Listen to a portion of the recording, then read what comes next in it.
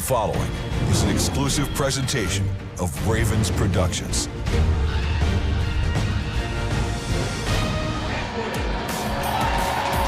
A new season, new offense, new stars. By all measures tonight, the Ravens not only take the field for the first time in 2019, they start a new era in Baltimore.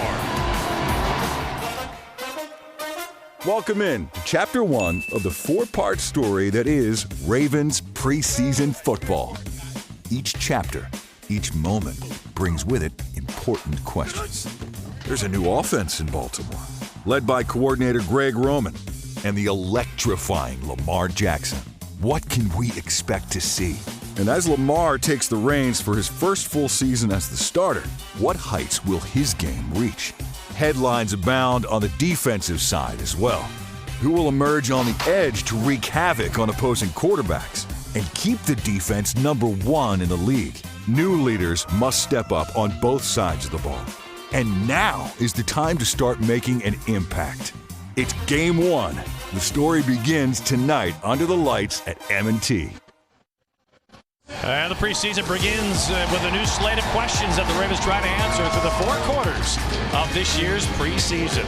It's the Ravens and the Jaguars in preseason game number 1. 4 preseason games, 4 quarters to a story. The story unfolds every night on Thursday night this month, and all 7:30 kickoffs starting tonight. It's the Jacksonville Jaguars tonight. Green Bay is in Baltimore a week from tonight.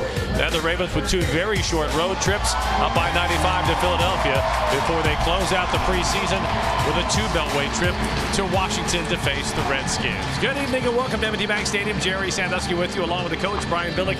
Brian, this is a new season, and new is the key word here because John Harbaugh has gone all in on a brand new offense. They have. The theory of the RPO, the run-pass option, Lamar Jackson uniquely suited for it. And it's not that the offense itself is new, it's the amount that they've committed to. The fact they're totally in on the run. Also, we're going to have to see how Lamar has improved his passing stroke, a real focus for him in the offseason. And defensively, it will still be the same style of defense that we saw last year under coordinator Wink Martindale, but a lot of new names to the defense. What kind of challenges does that present? Yeah, you don't have a Suggs and a C.J. Mosley and a Weddle leave and just say, okay, we're fine. We're just going to plug in a bunch of new guys. But they have the talent here. We got to find out 3 things. 1, can they develop an edge rush, something that dictates protection? Can the linebackers, young but very athletic, will that make a difference, particularly on passing downs and on the back end? Earl Thomas, pairing him with Tony Jefferson. Could that make a difference and truly make this the best secondary in the NFL? August is all about finding answers to big questions. When we come back, the 3rd member of our team, Evan Washburn, will check in to introduce the newest star members that go along with Lamar Jackson and the 2019 Baltimore Ravens. Ravens added some name clout in the backfield with Mark Ingram, the former New Orleans Saints, coming to this Ravens offense. We head down to the field, checking in with Evan Washburn. Evan, a new season means new stars for Ravens fans to get used to. Absolutely, Jerry, and I think it's something that's not thought of enough about this front office. Their ability to target key free agents that may be on the back half of their career, but plenty left in the tank, and that's the case with Earl Thomas and Mark Ingram. 2 Pro Bowl caliber players that come into this program, transition nicely, and add exactly what a roster needs, filled with youth, to maybe make a deep run in the postseason. We've seen it before with guys like Bolden and Weddle. Will be the case with Ingram and Thomas. Let's see and find out. And Evan, we'll watch as this game unfolds. Ingram, Thomas, part of the roster moves made by new general manager Eric DeCosta. He inherits the role from Ozzie Newsome, who he grew up with. Brian, you know Eric DeCosta well. What does he bring as well as transition? There is a freshness to the job that he comes to. Well, he brings obviously a strong institutional knowledge of the Ozzie Newsome way. He's grown up within the organization. He understands it completely. But now he's going to put his personal perspective onto it, the way he deals with the scouts, the coaches, the way he organizes. I thought he did a great job last year in his first draft. Obviously, Ozzie was sitting there as a touchstone for him, and he's very appreciative of that. But Eric is very much up to this challenge, as good a personnel guy as I've ever been around. It really is a blueprint that the Ravens have put out. Lamar Jackson had a chance to learn under his predecessor, Joe Flacco, different styles, but you got some mentorship from the veteran. You saw guys at the very top. When Steve Bisciotti bought this team, he spent several years with Art Modell. And now when you see Eric DeCosta, he spent decades with Ozzie Newsome. There really is a Ravens way to making sure that the foundation extends not just for a season or for a decade, but for a generation. And Steve Bisciotti is all about that process. And at the heart of that process is the ability to communicate with one another. I've always said the brilliance of Ozzie Newsome, he's the best listener I've ever been around. And I'm sure Eric has picked up on that same. Ozzie had a great sense of getting input from everybody. At the end of the day, a decision had to be made, and Ozzie would always make that decision. But his ability to be eclectic, bring all the views together. Sometimes you stir the pot a little bit and get some argument back and forth. I was always known to do that a little bit myself, but obviously the organization's been well served by it. Jaguars elected to receive after winning the opening toss. And the kick will be taken out to the 19-yard line as we get our first look at the newest assemblage of the Ravens defense. Wink Martindale, now in his second season as the Ravens defensive coordinator, put together the #1 defense in the NFL last year. That is a heck of a way to get started, and it's a high benchmark for this defense to live up to this year. Earl Thomas on the back end, and he has had a little bit of a learning curve because Wink Martindale's defense is quite complicated. Yeah, he talked about it during training camp. I had a chance to sit down with him a couple times when I was up here for the network, and of course in our production meeting. We'll talk about it, what that transition's about for him in a second. Gardner Minshew at quarterback for the Jaguars, who go to the ground game. Alfred Blue pick up about 4, and there's Peanut Owasu on the first tackle of the preseason. Back to Wink Martindale. He has a lot of Rex Ryan in terms of his personality and in terms of his magnetism. The players are drawn to him. They call him a player's coach, but they do it with a lot of respect. It's because he has the conviction. He's got the courage of his conviction. He knows what he knows. He knows what he wants. He's not afraid to demand it of his player. But as we talked about earlier, he's constantly communicating with them so they know what their responsibility is. He'll be looking for guys like Matt Judon to apply edge pressure this year in the absence of Terrell Suggs. On second down, Minshew lobbing it up top, way off the mark. The coverage there by Cyrus Jones. So we're not seeing the full complement of starters. Cyrus Jones made this team last year as a special teams returner, and that's the role he'll go after this year. But in preseason, Brian, you do get a chance to have role players get a lot more reps than they're going to see in the fall. And that's so important because on that 53-man roster, the back end, that 50th, 51st, 52nd, 53rd player are going to have to play a specific role, maybe beyond the limitations of what their abilities are at a given position. First chance at a 3 and out for the Ravens defense on 3rd and 6. And the edge pressure applied successfully. Tyus Bowser dropping the quarterback, and that was one of the big questions coming into training camp. Do the Ravens have enough off the edge? Yeah, and that's going to stretch Coach Martindale a little bit, because before you always had a Terrell Suggs, and they were always saying, well, we've got to develop that guy opposite Suggs. Well, now you got to develop it on both sides, and they're going to have to be very creative with it. The good news about that one is they got home with a 4-man rush. I believe they're going to have to do a little bit more with 5 and 6 and even 7-man pressure to get the same kind of pressure they got last year. Cyrus Jones made the first tackle of the series. He'll have the first punt return of the game.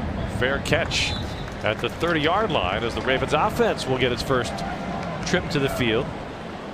Tyus Bowser, to go back to him, he made the sack of that last series. Third-year player, former second-round pick in a must-deliver year. There are several young players that Wink Martindale has looked at and said, you've got to step up, you've got to deliver for me. And that kind of pressure, I have to believe, gives you a quick read into the character of a young NFL player. Yeah, and like we talked about, finding that outside guy. And there's a bunch of guys that want to be that guy that can dictate protection, that will open up a whole new playbook for Coach Martindale in terms of the pressures he can call. Ryan showed you the RPO in the pregame show. Handoff goes to Gus Edwards for no gain on first down. It's Lamar Jackson getting the snaps. And Brian, this is a very important preseason in that it's the first time he's getting to work with all the number ones. Last year he got inserted into the offense with no experience with the number 1 running backs or receivers. And with an offense that is totally tailored to his ability. Imagine coming into it what they ran with Joe Flacco, had to alter that as they got into the season. Well, since the day the season ended, they've been crafting this offense around Lamar Jackson. He's very, very comfortable with it. Got to focus on ball security this year. Off the play fake. Jackson on the rollout, wide open. He has Chris Moore across midfield into Jacksonville territory down to the 41. Well, that's about as well an executed RPO as you could ask for. Yeah, they did a nice job, kind of like the second ace up your sleeve. They sent a guy vertical on the inside. He place fakes. It's just a normal boot and whackle, but they trailed more on the outside in behind that deep route. And again, he puts it right on him, giving him a chance to get even further yards after the catch. 30-yard pickup, and you have to like the quality of the throw. So much focus on Lamar Jackson's throwing mechanics that have improved significantly this summer. Back to the ground game, and Gus Edwards, who slams his way down to the 34-yard line. And the mechanics that we're talking about, Lamar brought them out. There are three things he wanted to do. One, he wanted to get his grip right. He said he wasn't as comfortable with the way he was gripping the ball. Two, protection, ball security. That means when you're away from center, whether it's the gun or under center, keeping the ball close to you with two hands. And third, getting a good base. Sometimes he'd get his feet too close together. For you golfers, imagine going out there with your driver, put your feet together and try to get good follow through. Try to get a good hit. It doesn't happen. So those are the three areas he wants to work on. Operating on a 2nd and 4. Edwards on the carry. And he won't get far, just back to the line of scrimmage.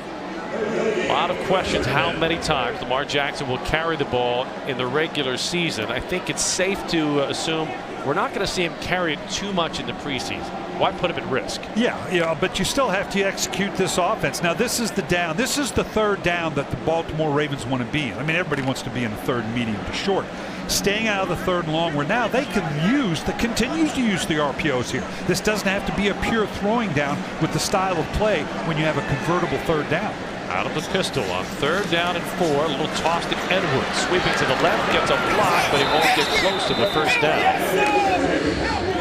And that will bring Justin Tucker on, as the Ravens will settle for a field goal try after getting into Jacksonville territory on their first possession. If they had gotten to the end zone, I think we would see the first team quarterback be done, but now I think we might see Lamar for another series or two. Justin Tucker, best in the NFL all time percentage, 90.1%. The only NFL kicker ever to have a career number over 90% hitting on his kicks.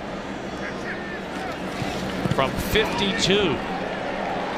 And right down the middle. A new season, but some things do not change.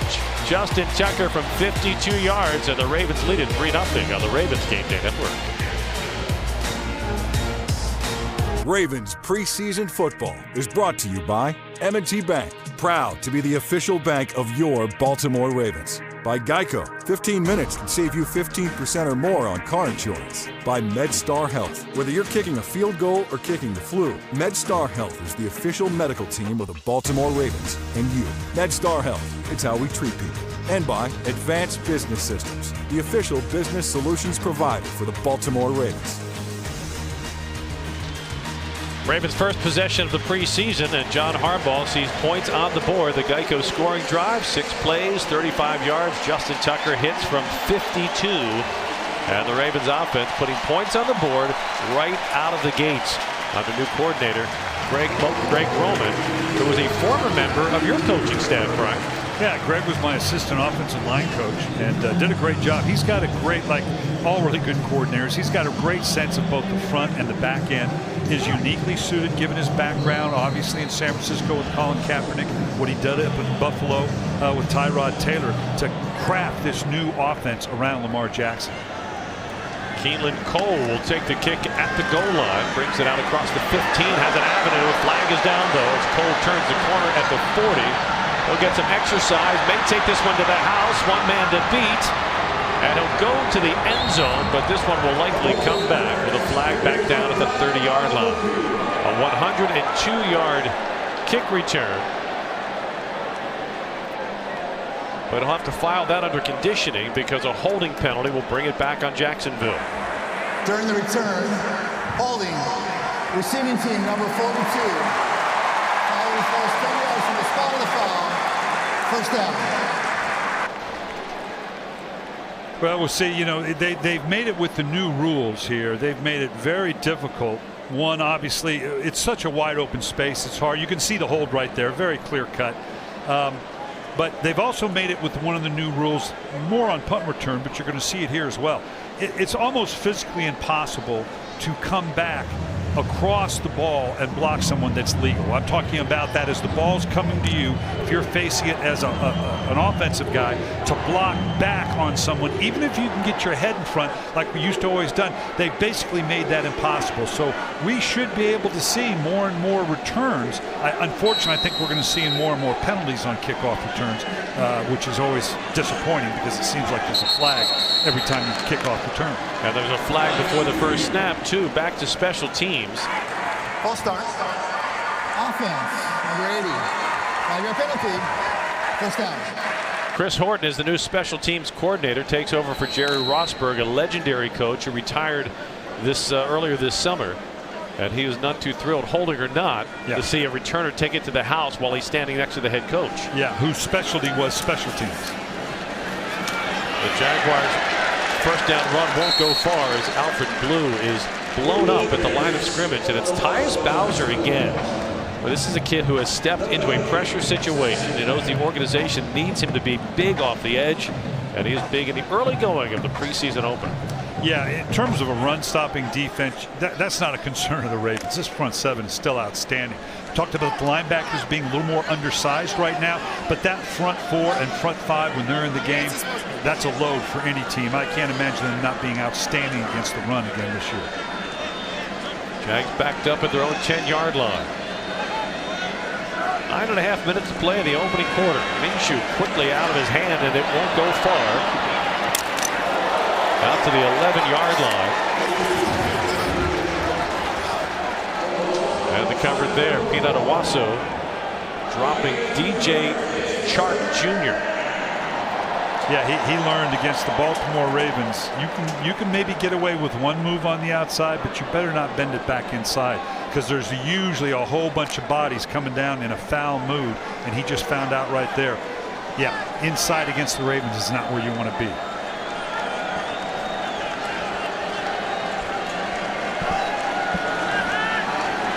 Third down and long for Jacksonville. Minshew, a quick slant pattern, nothing there. Good coverage on the play.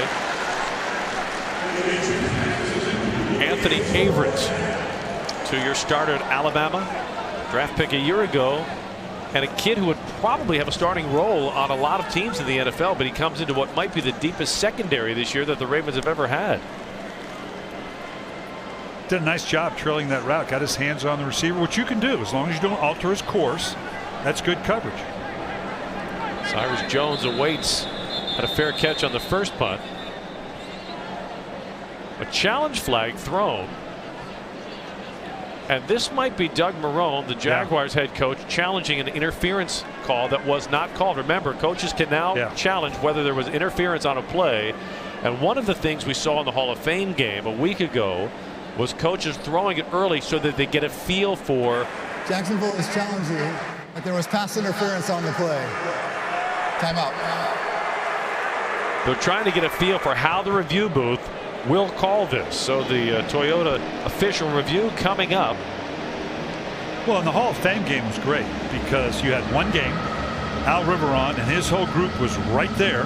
That's not the case now. You got a whole bunch going on here, and I don't think they're going to get pass interference. Again, with the trailing there, you can put your hands on a guy, particularly with these deep slant routes. What you don't see him do, and he wasn't even there early, but even if he were and his hand were on the receiver, as long as you're not altering him, altering his course, you see all of that all the time down on the red zone on slants, and you jerk his shoulders around, this non-call is going to hold up.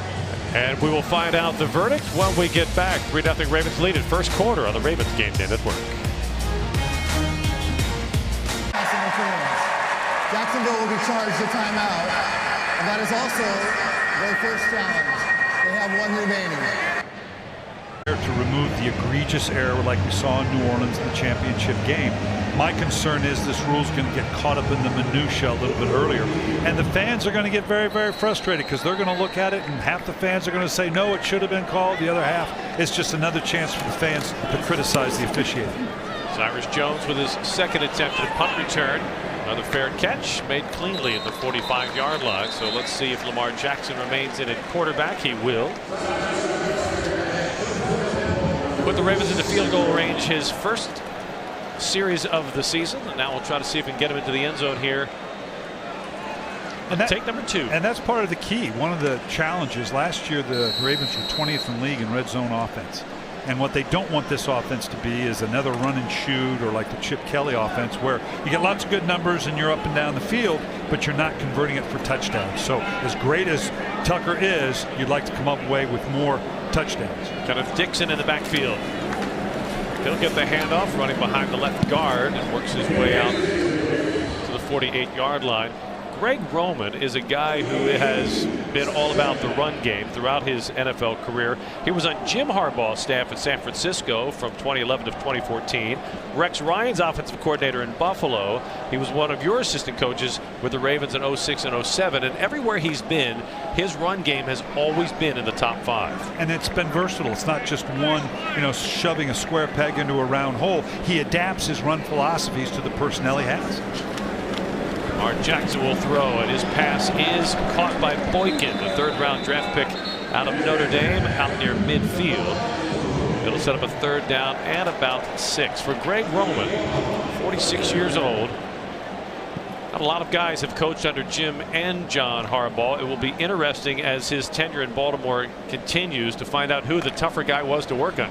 You think there's a book in there someplace? I would think so. Post-career? Only the names have been changed to protect the innocent?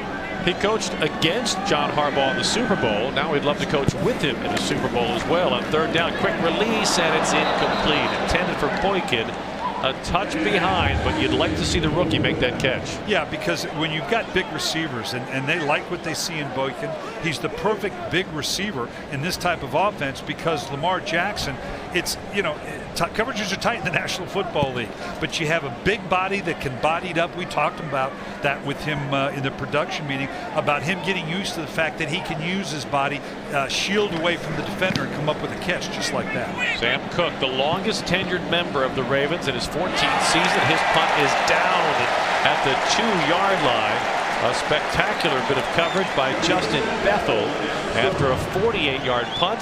That will back the Jags up when we come back. But the special teams under new coordinator Chris Horton gets a positive on the heels of a negative. 3-0 Ravens, first quarter on the Ravens Game Day Network. Brian Billick live from the Verizon broadcast booth. Ravens in front 3-0 with 7 and change to play here in the first quarter. Defense has been quite the theme in Baltimore from day one. Under Wink Martindale, it continues. So far, the Jags 2 possessions, they have 2 yards. Now let's be honest, you're not seeing Nick Foles and you're not seeing Leonard Fournette, but you are seeing a good start by the Ravens defense. Ground game will at a few yards for Raquel Armstead into the arms of Chris Board. Board is a classic Ravens story. An undrafted rookie free agent a year ago. He makes the team on special teams. This camp, he comes in competing for an inside linebacker's job, and he is running with the first team. Yeah. How has this organization continuously found undrafted inside linebackers? Well, they're position specific, and there's a certain skill set. What they're looking for out of Board right now is just a little more consistency. Once he matures a little bit and can get that consistency, he's going to be in good shape. Minshew's pass complete to his tight end out to the 15-yard line. And there's Board on the stop, along with Maurice Kennedy, 4th-year player out of Virginia. Another player who has tremendous depth in the competition in that secondary. Jacksonville needs to flip the script because right now they're playing in Baltimore's territory. The classic 3-and-out, punt it. Baltimore gets better field position. They kick a field goal. They get stopped again. Good field position. They had to punt the last time, but they're playing on Jacksonville's side of the field right now. At the Jags 15-yard line. On first down. And running for a couple of yards, Armstead. Brought down by Deshaun Elliott. Early days of preseason, I don't know about you, Brian, the hardest adjustment I have are numbers that you have ingrained in your brain for other players. I mean, 32 was Eric Weddle, and now it's Deshaun Elliott. Yeah, hard to make that transition, but he'd love to fill into that same role that obviously Eric brought them. 2nd down and 6.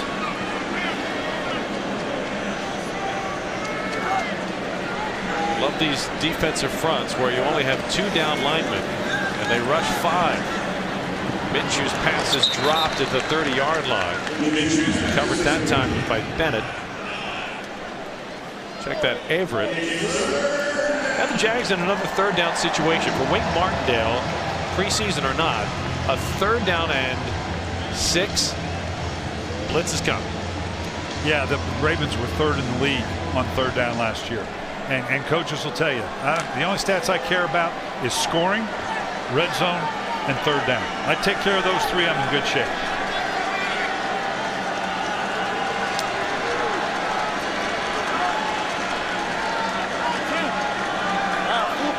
On 3rd down, Minshew to throw under pressure. Tim Williams applying the heat. Minshew on the run. And he will go down at the 23-yard line. Helmet comes off. Won't be an official sack because he picks up a couple of yards, but that's what the Ravens wanted to see from Tim Williams, the edge rusher, 3rd year out of Alabama. Speaking of defensive forces, Ray Lewis has stopped by the broadcast booth. We'll get a chance to visit with the Hall of Famer on the other side of the break after the Jags punt the ball away. The 2nd member of the Canton Trinity for the Ravens. Jonathan Ogden opened the door. Ray Lewis expanded it. And now Ed Reed has joined them in the Hall of Fame in Canton.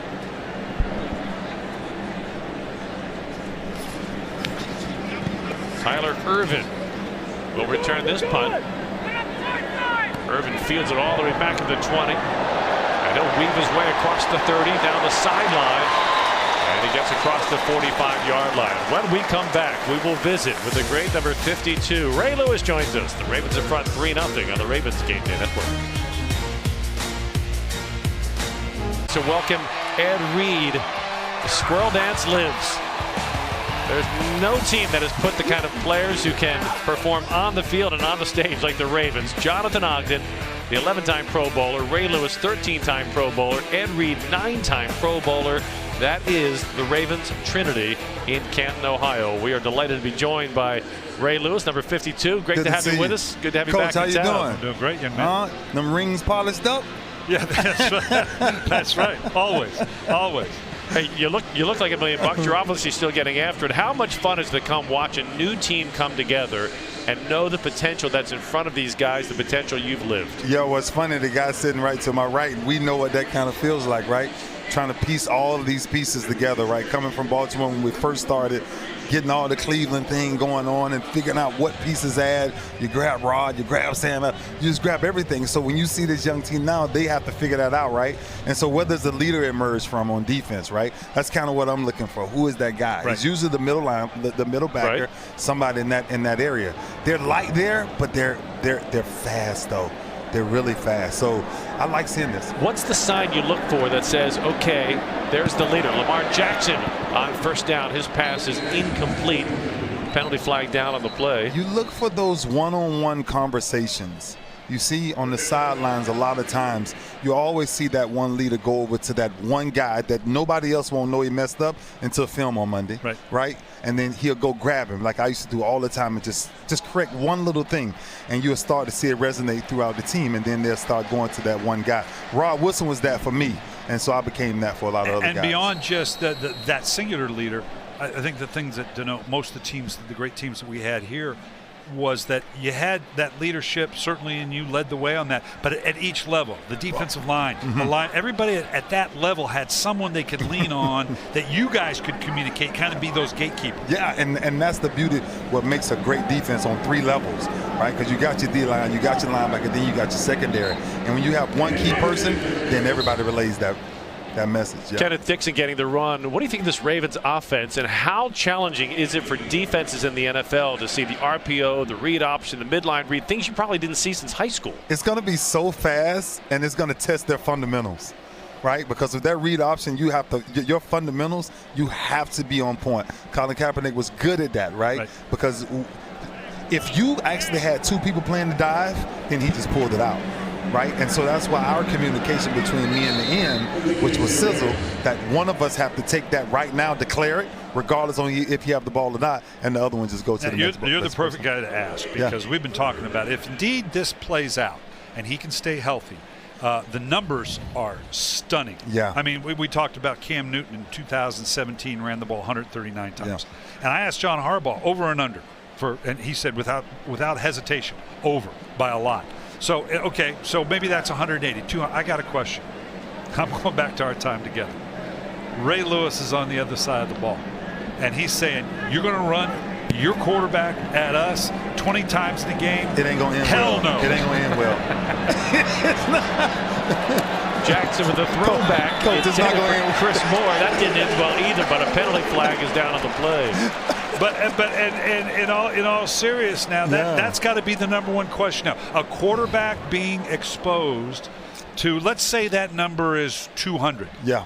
And if he can go the whole season, that's hard to imagine in the NFL. Yeah, and you know what? I don't think necessarily it's how many touches, it's how much contact he takes. Yeah. Right, because he's a physical kid, so he likes to run into DBs and stuff, right? You take a Russell Wilson ain't taking those hits. Right, he knows, right? Yeah, exactly right. Russell is sliding on the ground, and he has to learn that. So let me play devil's advocate to that scenario, because the hits that we see from your highlight films in your Hall of Fame career would get you suspended and fined today. The rules have changed so much. Are you less at risk? That's your my quarterback point. run? In the pocket, that's true. Right. But I got to believe you, being with this man to my left here, that when he steps outside the pocket, all the rules are off, and you're going to pay a price. That quarterback's going to pay a price legally outside the pocket. I won't go too far, but rules are not. They're more like guidelines. Suggestions for you. If he is a problem, we're going to solve that problem. Yeah. and this is still a physical game. And it's still a physical game. Fair enough. Period. He just has to be better on his decisions. I told him this personally. There's some hits he cannot take.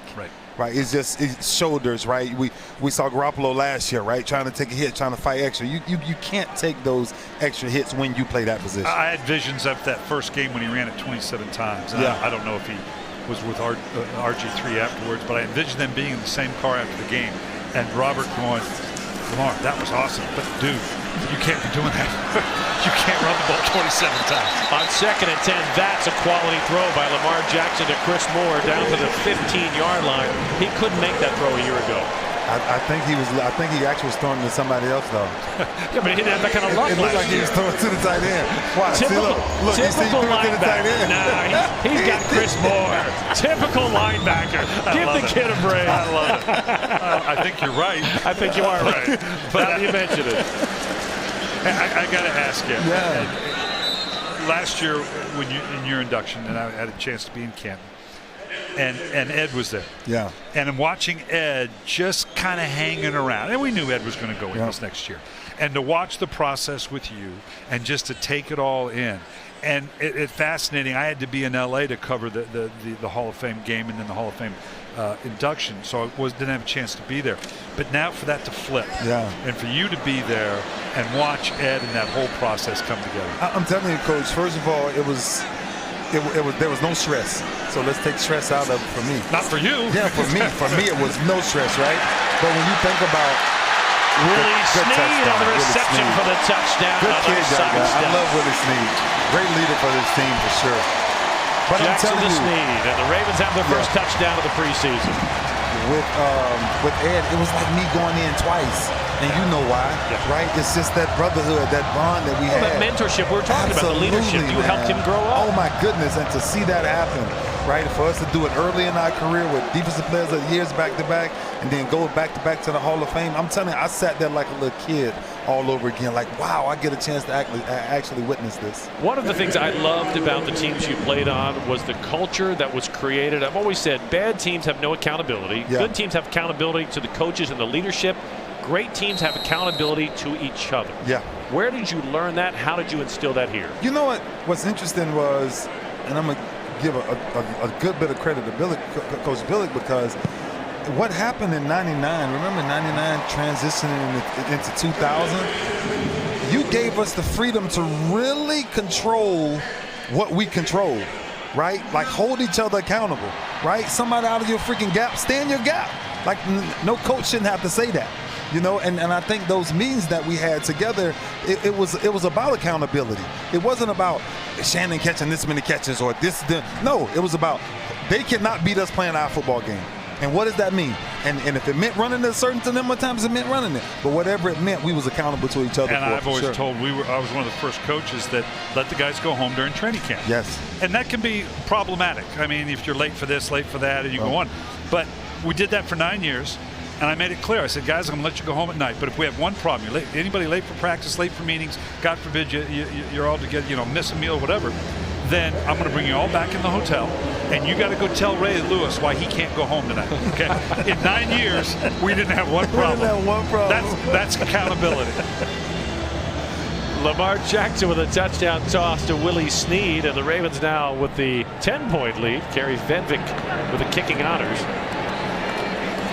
Michael Walker with the return for the Jags, and he is upended at the 26-yard line. Ray, let's take a look at this touchdown toss from Lamar Jackson to Willie Snead. And this is what Snead and Brown, when he finally gets in the lineup, this is what they can give you. As you know, Ray, inside the red zone, somebody's got to make a play. You can't design it to where, 3 runners and you're going to get, somebody has to make somebody miss. And in the passing game, you have to have the basketball and grass mentality like that. See, this is where, I'm telling you, this is where this young kid is going to grow up at very early. No matter how well he does, he's always trying to critique himself on whatever the smallest thing is. I'm telling you, I really like him. I really like him from that aspect, for sure. Watch the last minute of the defense here in the first quarter.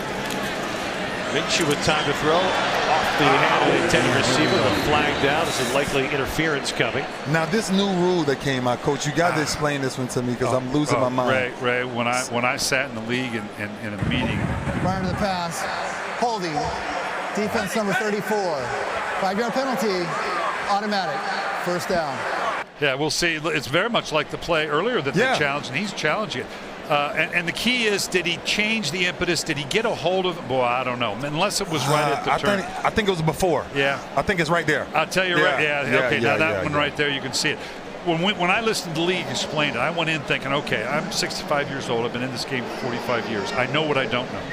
And I went in thinking, okay, the one thing I don't know is I don't know what a catch is. Right. And I'll admit to that. I came out wondering, okay, I don't know what pass interference is either. And the ability, this rule concerns me. Yes. Because I think the fans are going to go apoplectic because they're going to have a chance to look at it again. It's going to be challenged. And the fact is the call of the no call, and I don't know. This I think we're over officiating here a little bit. Yeah, I think we made a bad move with that one. And the fact that we're seeing so many early red flags shows you every coach is like Brian trying to figure it out. What's it going to mean? How are they going to call it? Nothing on the ground game for Jacksonville on first down. But to review it after the play is dead, you kill the momentum of the game. That's the problem. Now the good news is you still have the same number of challenge flags. So if you want to burn 2 quick flags, now you're out of your challenge flags. And what we're going to see is these things get gobbled up quick. So we're going to see at the end of the half, or not inside 2 minutes, because obviously the league does that, but some real important challenges that need to be made that you're going to be out of challenges. Absolutely. Because you're going to challenge this kind of stuff early. That type of call. I think what you'll see as the preseason unfolds, coaches will throw it early in the preseason, but in the regular season, it's going to have to be egregious. They're going to let it play out. Because you have to hold those flags for the last 4 minutes of the half, knowing that something big could happen. We'll throw back for the Jags. And a good open field tackle. Ray, quick thoughts on this second year under Wink Martindale, this defense. A lot of name change over. Do you still like the way they're doing things, and the addition of Earl Thomas? What's that mean? Well, I tell you, Wink is going to do what Wink does, and that is pressure the quarterback and send people, But I think when you think about what they have in that front four and how he can rush the passer with that front four, that gives that backhand time enough to actually gel together enough. And you take a person like Earl, right, and now can put that together as a general back there knowing that he has that much work. I think it's a good fit for Wink. Well, as we go to break, Ray, we want to thank you for stopping by, man. and I think you'll like a little bit of what we see on the sidelines. Some memories come back. The ghost lingers at M&T, and the Ravens lead it 10-0 on the Ravens Game Day Network. In front of the Jags, 10-0. Jerry Sandusky, the coach. Brian Billick with you live from the Verizon broadcast booth. Ravens defense dominant in that opening quarter. The Jags looking 3rd down and 4. The Jacksonville 37. Minshew under pressure, and his pass is caught for a first down out of the 42-yard line. Armstead on the check that C.J. Board on the receiving end. Anthony Averett, who's had a busy night so far with the coverage. Averett has been on the focal point of 2 red challenge flags on the interference calls. We knew we'd see a lot of that this preseason, as everybody around the league tries to figure out what is interference. A year ago it was what's a catch. This year it's what's interference. And question number 2 is how will the booth call it? Jags on first down to the ground game. Roykel Armstead with a pickup of about 5. And we've already seen a great deal of movement in the secondary. We talked earlier about Earl Thomas and his adjustments to the secondary. Of course, Earl's not playing tonight. But the biggest adjustment is, and he's going to be, I thought it was the best free agent pickup in the offseason. Earl Thomas was. The problem is, coming out of Seattle, with all due respect, the Legion of Boom, they're fantastic. Very simplistic defense. They don't do a lot. They just do it very, very well. That's been the adjustment for Earl, is the multiplicity that we see in the secondary, him getting used to how a shift, a motion, a personnel change will change what his assignment is on a given defense. Armstead darts across midfield. He'll set up a 3rd down and 2. And you didn't expect that. At least I didn't expect that from such a seasoned veteran, 6-time Pro Bowler. You figure these guys know everything there is to know, and that gives you some insight into how complicated the Ravens' defensive schemes are when a guy who has done everything you can do in this league comes in and says, man, there's a learning curve here. And he's energized by it, and he's looking forward to it. But it has been a learning curve, and with every minute that you play, and obviously Jefferson's been a big part of that. Their ability to communicate, okay, if I'm here, you are there, because it's the safeties that really juxtaposition one another. If I'm here, you're there. If I'm there, you're here. On 3rd down, the Ravens defense is stout at the point of attack. Chris Wormley on the stop. Tyus Bowser in the first quarter, Chris Wormley in the second quarter. And coach, this is vintage Ravens defense. Yeah, I mean the inability to run on the inside. Great defenses start from the inside out, and obviously with the ability inside, you can see him just swim and get into the gaps. You cannot single block, and if you combination block, you're going to split the combinations. This front 4 is as good as advertised. Jags forced a punt on all 4 of their possessions. Tyler Irvin will field that one cleanly at the 15-yard line, but a flag is down back at midfield. The bane of coaches' existence in preseason, penalty flags, because it means you're just not on the same page yet. Yeah, and you got guys scrambling around trying to make the team. There is no foul for holding on the play.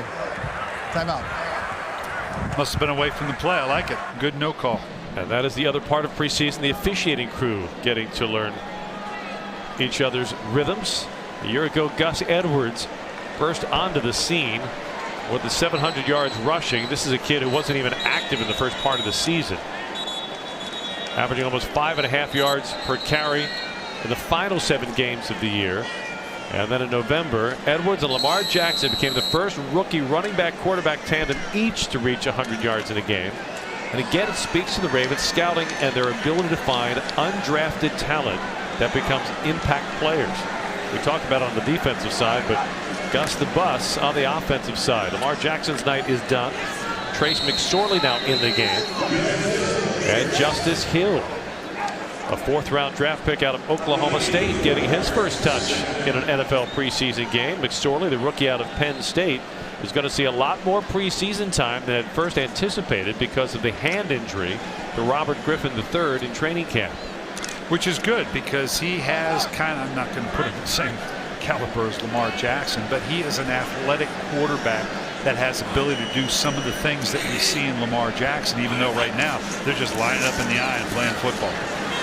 McSorley under pressure, has to get rid of the ball, incomplete at the feet of Patrick Ricard.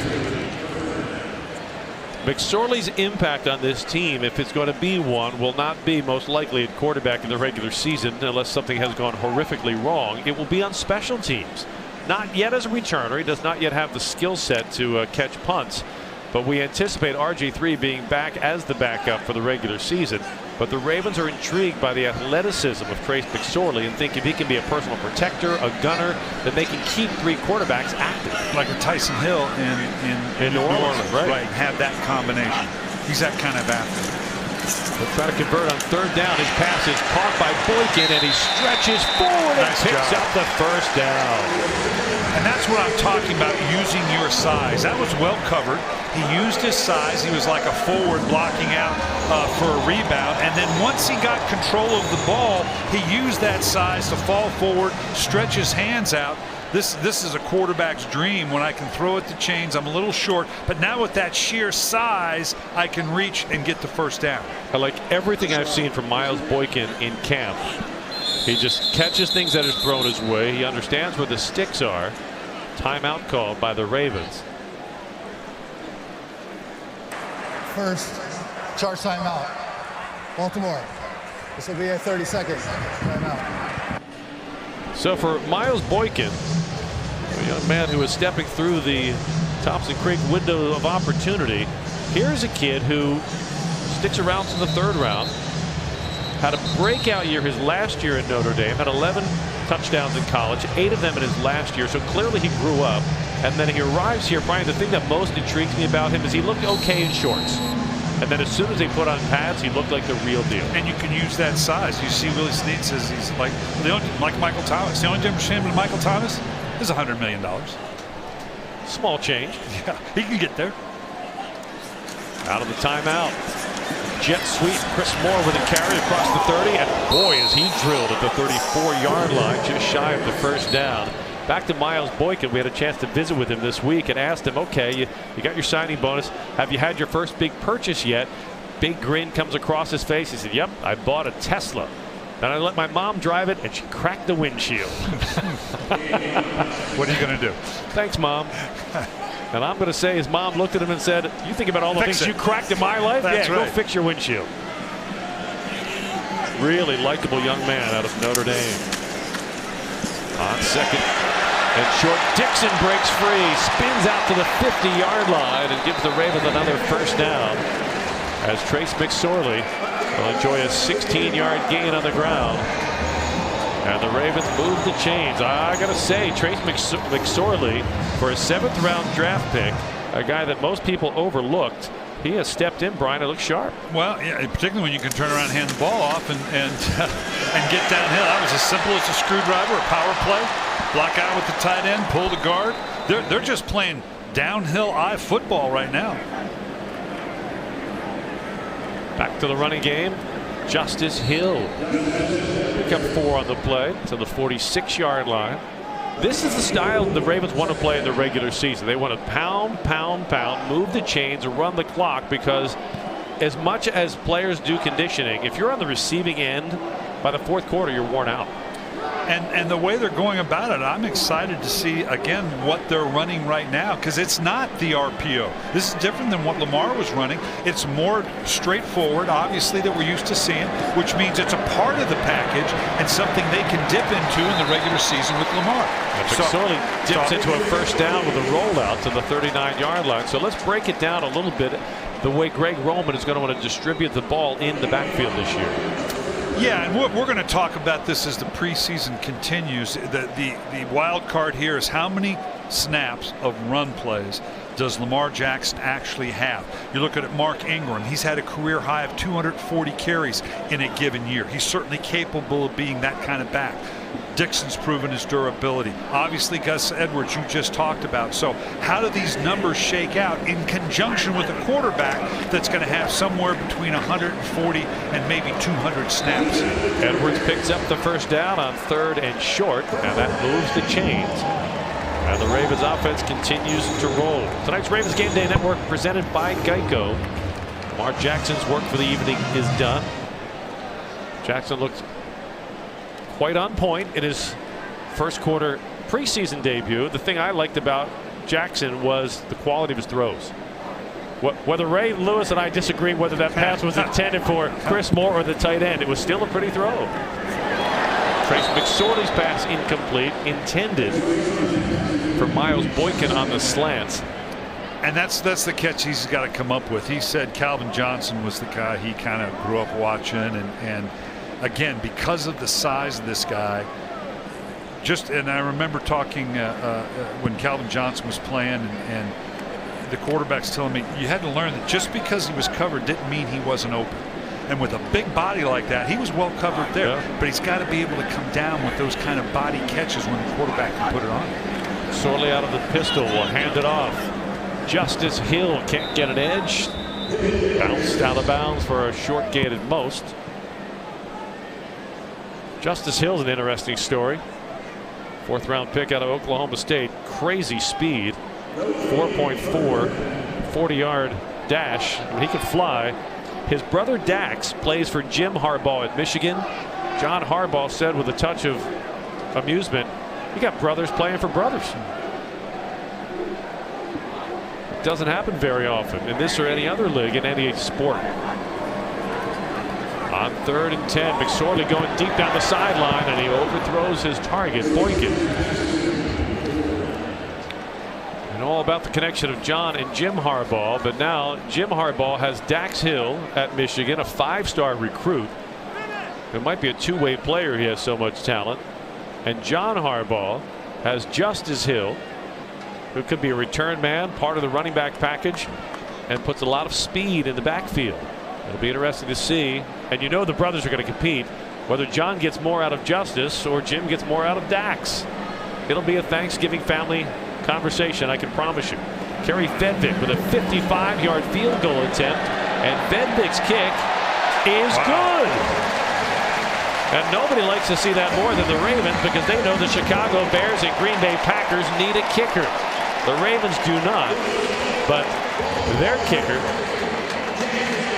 Tucker, loves seeing his understudy deliver from 55. 13-0 Ravens, second quarter on the Ravens Game Day Network. 55-yard field goal to put the Ravens up 13-0. 7 minutes and change to play here in the opening half of the preseason opener. Jerry Sandusky, Brian Billick with you live from the Verizon broadcast booth at M&T Bank Stadium. It has been all Ravens here in the early going. In the spirit of fairness, we haven't seen the likes of Nick Foles, Leonard Fournette, or many of the Jags starters, but several of the Ravens starters also sitting this one out as well. Michael Walker is deep and will take the Vedvik kick from the goal line. It's across the 15. And he'll be pulled down from behind. A flag is down at the 20-yard line. Justin Tucker with the reaction to the Kerry Vedvik field goal. And John Harbaugh thrilled as well. This is a young man who's been here for 2 years. Got beat up at the end of preseason last year when he likely would have been picked up by another team on a bizarre incident. He's healed, he's back, and he is positioned perfectly, because as I mentioned, the Chicago Bears are looking for a field goal kicker. The Green Bay Packers are shopping, and Kerry Vedvik is out there. Play, both by the receiving team. Holding number 24. That penalty is declined. Personal foul. Double team block. Receiving team. 23. Number 23 and 33. That penalty will be enforced after this is the goal from the spot of the foul. Jacksonville keeps the ball, first down. It's a mouthful from referee John Hussey. The preamble to the Constitution doesn't have that many words in it. Yeah. Just first down on the 7. That's all you got to say. They messed up. Move it back. Bad play, gentlemen. First and forever. Back at the 7. Well, for Kerry Vedvik, don't dismiss the importance of preseason, because he has scouts from many teams looking to see if he is the answer to their question. At which point, Eric DeCosta will say, at what price? Tyler Minshew bobbles it and is drilled at the goal line. What a hit by Kenny Young. Came from the inside linebacker position. Minshew bobbled the snap, and Kenny Young decleated him. Yeah, this was one of those. It's coming off the right in through here. He took his eyes off the front a little bit. The quarterback did, because the snap was to his left. He had no idea this guy was coming clean. The offensive line needed to push all the way back to Kenny Young. You get a free runner like that, that's going to leave a mark. Backs the Jags up to the second, the 2-yard line for second down. And Minshew, you knew he was going to hand that one off. Alfred Blue will push his way out to the 5. I wish Ray Lewis had been with us for that hit. And we talk about Wink Martindale and the schemes he comes up with. That was a schemed hit. Kenny Young came clean on the blitz. Yeah, he overloaded to one side. That's where they took the protection. The line didn't turn back there, so he came right between the guard tackle, where the line obviously should have worked it all the way back in, or the running back. Obviously, the quarterback thought somebody was there to pick it up as well. Doesn't help when you drop the snap either. 3rd and 14 for Gardner Minshew. And more blitz pressure coming, and Minshew throws a strike out to the 20-yard line. Trey McBride will have the first down reception, and the Jags offense stays on the field. In the regular season, for Wink Martindale, that's a backbreaker, because when you have an opponent buried deep in their own territory and you let them out, that's the kind of stuff that drives coaches nuts. That's an exchange of points. You're going to put your offense in scoring position very easily. You're right. That was one where it looked like it was maybe a coverage break because there was a gap underneath that it looked like the corner thought he was going to get some help. You hear about coaches talking about consistency. Kenny Young started the series with a great hit, but he may have had a bad drop into coverage there. And the Jags enjoying a nice run across the 32 by Alfred Blue. Throughout the summer, you'll hear John Harbaugh use phrases like stack plays and be consistent. You can't have a great play on first down and a breakdown on third down. Yeah, it's like getting a holding penalty or any kind of penalty on third down defensively. You got him off the field. You had him in 3rd and long. You can't have scripted a better opportunity, not just to get him off the field, maybe for a turnover and to let him off the hook like that. Plus, you energize the team you're playing, giving them some hope. You take the Jags quarterback Gardner Minshew and you give him a sense of momentum. Alfred Blue will pick up the first down, running the ball along the hash marks out to the 37-yard line. The Jags move the chains again. Tonight's Ravens Game Day Network is presented by Geico. Jerry Sandusky, the coach, Brian Billick with you live from the Verizon broadcast booth. Some of the vets like Michael Pierce looking on from the sideline as these younger players, guys like Patrick Ricard, Willie Henry, Tim Williams, and Tyus Bowser, trying to earn some fall playing time on that defensive front. Minshew under pressure, fires on the far sideline. Ooh, almost a nice catch, but couldn't hang on. Tyree Brady tried to pull in a one-handed catch. Good coverage on the play by Anthony Averett. Yeah, nice job. It's the key is never give up. Never give up on it. This is really just a jump ball here. He's in pretty good position. Really should have come down with the catch. But you just stay alive. Never concede the catch, and he didn't there. And we saw the hand play there. But it was give and take. Right. It was a good no call. But it could be you challenge offensive pass interference in the regular season. Could. All the sides of this uncertain situation that we will explore throughout preseason. On second down, Raquel Armstead won't get far. He is stacked up at the line of scrimmage by Patrick Ricard, the two-way player, Ravens fullback and defensive tackle. Young man out of Maine who arrived, guess what, as an undrafted rookie free agent a couple of years ago. Ravens have for the last 15 years put an undrafted rookie free agent on the opening game roster. They're going for year number 16, and we're not talking about guys who've had no impact. From the Bart Scotts of the world right on up to Patrick Ricard to Justin Tucker. Let's see if they bring pressure here to bring about the quick throw. They played zone last time in this situation. 3rd down and 10. Minshew out of the gun. Ravens rush 4. His pass is batted down. It was Patrick Ricard who got a hand on the ball and forces the punt team on for Jacksonville. That's something we saw a whole lot last preseason, wasn't it? Where the getting the hands up, the instinctively on a quick throw, guys getting their hands up. Look, get the double team right there. I know I'm beat. Nice job on the inside by Ricard. He had the double team. He knew he was beat. There's no way he was going to get to the quarterback, but he sensed the timing of it and brought his hands up at just the perfect time. 6'3", 311 pounds. He might be the pound-for-pound strongest player on this team. Cyrus Jones will let that punt sail out of bounds along the near sideline of the Ravens offense. Back in the field when we get back. 13-0. Ravens lead it. Come in, be a leader, try and pave the way with this rookie class, and then just getting into the playbook as much as possible. Just showing up to work, ready to go every single day, having a really good attitude, and just being out and finally going out and competing and playing ball. We've done so much stuff and so much work. It's been a dream come true to be able to be here, and I'm excited being a Raven and ready to go. It's perfect with the location that I was able to fortunately land at here in Baltimore. It's an hour and a half from my hometown in Ashburn, Virginia, a couple hours from school, so kind of right in between. And I'm just super excited. Family's really big for me, and just being able to be close to them, around my parents, allow them the opportunity to be able to come out and check out some games, hopefully, and just being local to them. I think it ended up being kind of a perfect fit. I say what motivates me is a lot of people who don't think that I can be successful. So a lot of kind of the doubters and the people that I've always had, in the back, chirping something over my shoulder. Those are the type of things that really motivate me. Just wanting to prove people wrong every single day. Ravens rookie Trace McSorley, the 6th-round draft pick out of Penn State, hands it off to Justice Hill, who picks up about 4 yards out to the 27-yard line. Trace McSorley, the thing he said there, Brian, that I think sums him up the most is that people doubt him, and you can tell that burns a fire in him. Doesn't have the great measurables, 6 feet, 202 pounds. Not a brilliant speedster or a tremendous quickness like Lamar Jackson, but he does have a competitiveness you can't measure. Yeah, that chip on your shoulder can be a very positive thing. Moving on the line for the Jags. This will be a neutral zone violation. Neutral zone infraction.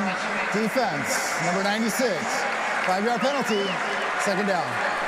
I'm just interested in the fact of the way they've morphed into now this more traditional offense that shows you that they have that complete package, which means they can be in the RPO offense even with Lamar Jackson, and then shift into this more conventional offense as well.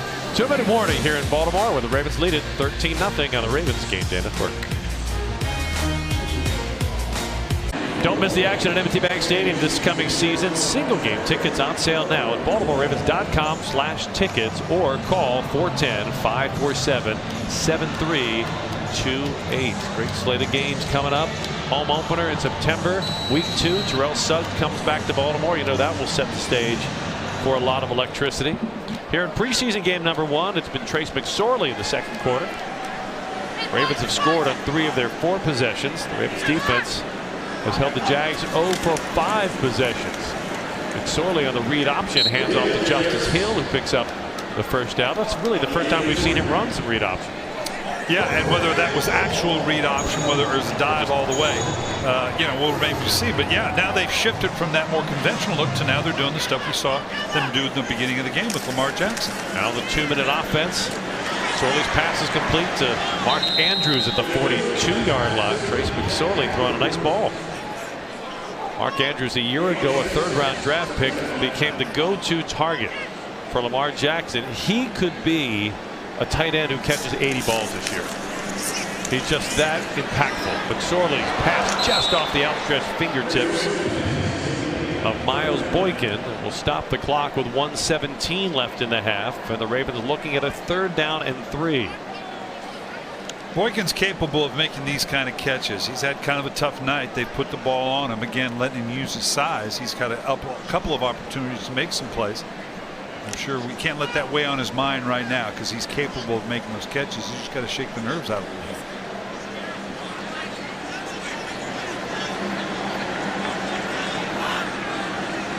McSorley on 3rd down and 3. Blitz pressure coming. Hill has it out of the backfield, and he will dart across midfield. Cuts back to the Jags' 45-yard line, and the offense stays on the field as Justice Hill showed a little bit of that speed and spurt that attracted the Ravens scouts. He had some bursts now. He was dead to rights behind the conversion on 3rd down. He turned over those jets and not only got the 1st down, but a whole bunch more. Ravens up 13-0, 1:07 left in the half.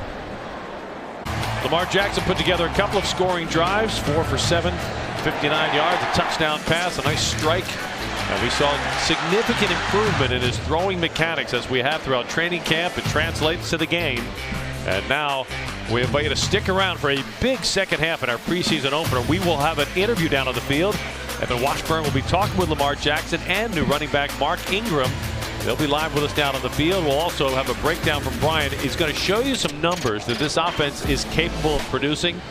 I promise you it will blow your mind. I couldn't believe it when Brian broke this down for me. He'll do that for you in the second half. We'll take a look at the Ravens' September schedule and the huge challenge they face right out of the gate, and much more with the Ravens' trinity of Hall of Famers. We've got a lot waiting for you here in the second half, again, including a live interview with Lamar Jackson as he breaks down his first preseason game and what a difference a year makes.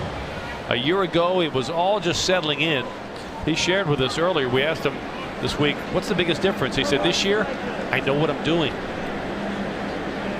I don't care what your job is, that makes a difference. On 1st and 10 with 1:07 left, McSorley again finds Andrews, this time at the 40-yard line. He's taken down after a gain of 4. Clock is running. And the Ravens working with 1 timeout. Brian, this is great 2-minute practice. Oh, you love having McSorley. Seems to have good grasp for it. He's getting up quickly. He's got a good pace to him. He's just moving the chains underneath. Incomplete to Dixon. That stops the clock. You'd rather have an incomplete than a gain of half a yard. Sure. Yeah. And in this sense now, this is the big one now. Obviously, you're looking for a conversion as well. But you don't want to give them time on the clock. You don't want to give up a sack. God forbid you turn the ball over here. So this is a prime opportunity to give someone the ball and let them get the remaining yards. Throw it 3, 4, 5 yards. Let them break a tackle and get the first down. 3rd down and 6. Trace McSorley fires, and it is picked off and returned to the 40-yard line. It's Tay Hayes who comes up with the ball that was intended for Miles Boykin. And the first turnover of the game will give the Jags the ball with 41 seconds left in the half, to the disappointment of John Harbaugh. Yeah, McSorley kind of stared this one down, and it looked like he might have wanted to let, obviously, Boykin use his size, put it up, make him take it off the rim. But the corner had no part of it right there, underthrew it, and yeah, he stared it down the whole way. So now Wink Martindale's defense will be tested in the final 41 seconds of the half. The Jags with 2 timeouts to work with. Minshew with time, throws out of the backfield. Nice one-hand catch by Alfred Blue, and the veteran is taken down by Anthony Averett. The good thing about this is that from a teaching situation, you want your team to have experienced as many situations a game as you can in preseason. This defense now all of a sudden, in a sudden change, under a minute, 2-minute situation, it's a learning opportunity. You hate that it happened. You hate to turn the ball over, but now your defense has to get through the learning situation of, okay, what do we do? What's our mentality? It's 2nd and 10. We don't want to give up the big play. Can we force a turnover? You practice so much in training camp, so many situations, so many scenarios. It's tough to create the emotional scenarios that you have in a game. And for it to really count. Because if you screw it up in practice, the coach is just going to say, do it again. Yeah, go to the next drill. 35 seconds left in the half. Gardner Minshew has time. His pass is complete out near midfield. Coming down with the reception.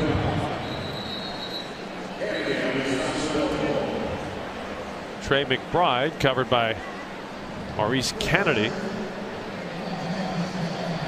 And the Jaguars will use their final timeout with 29 seconds left in the half. So now another learning point is the secondary. A young secondary has to learn to use the sidelines and prevent the Jags from using the sideline to stop the clock.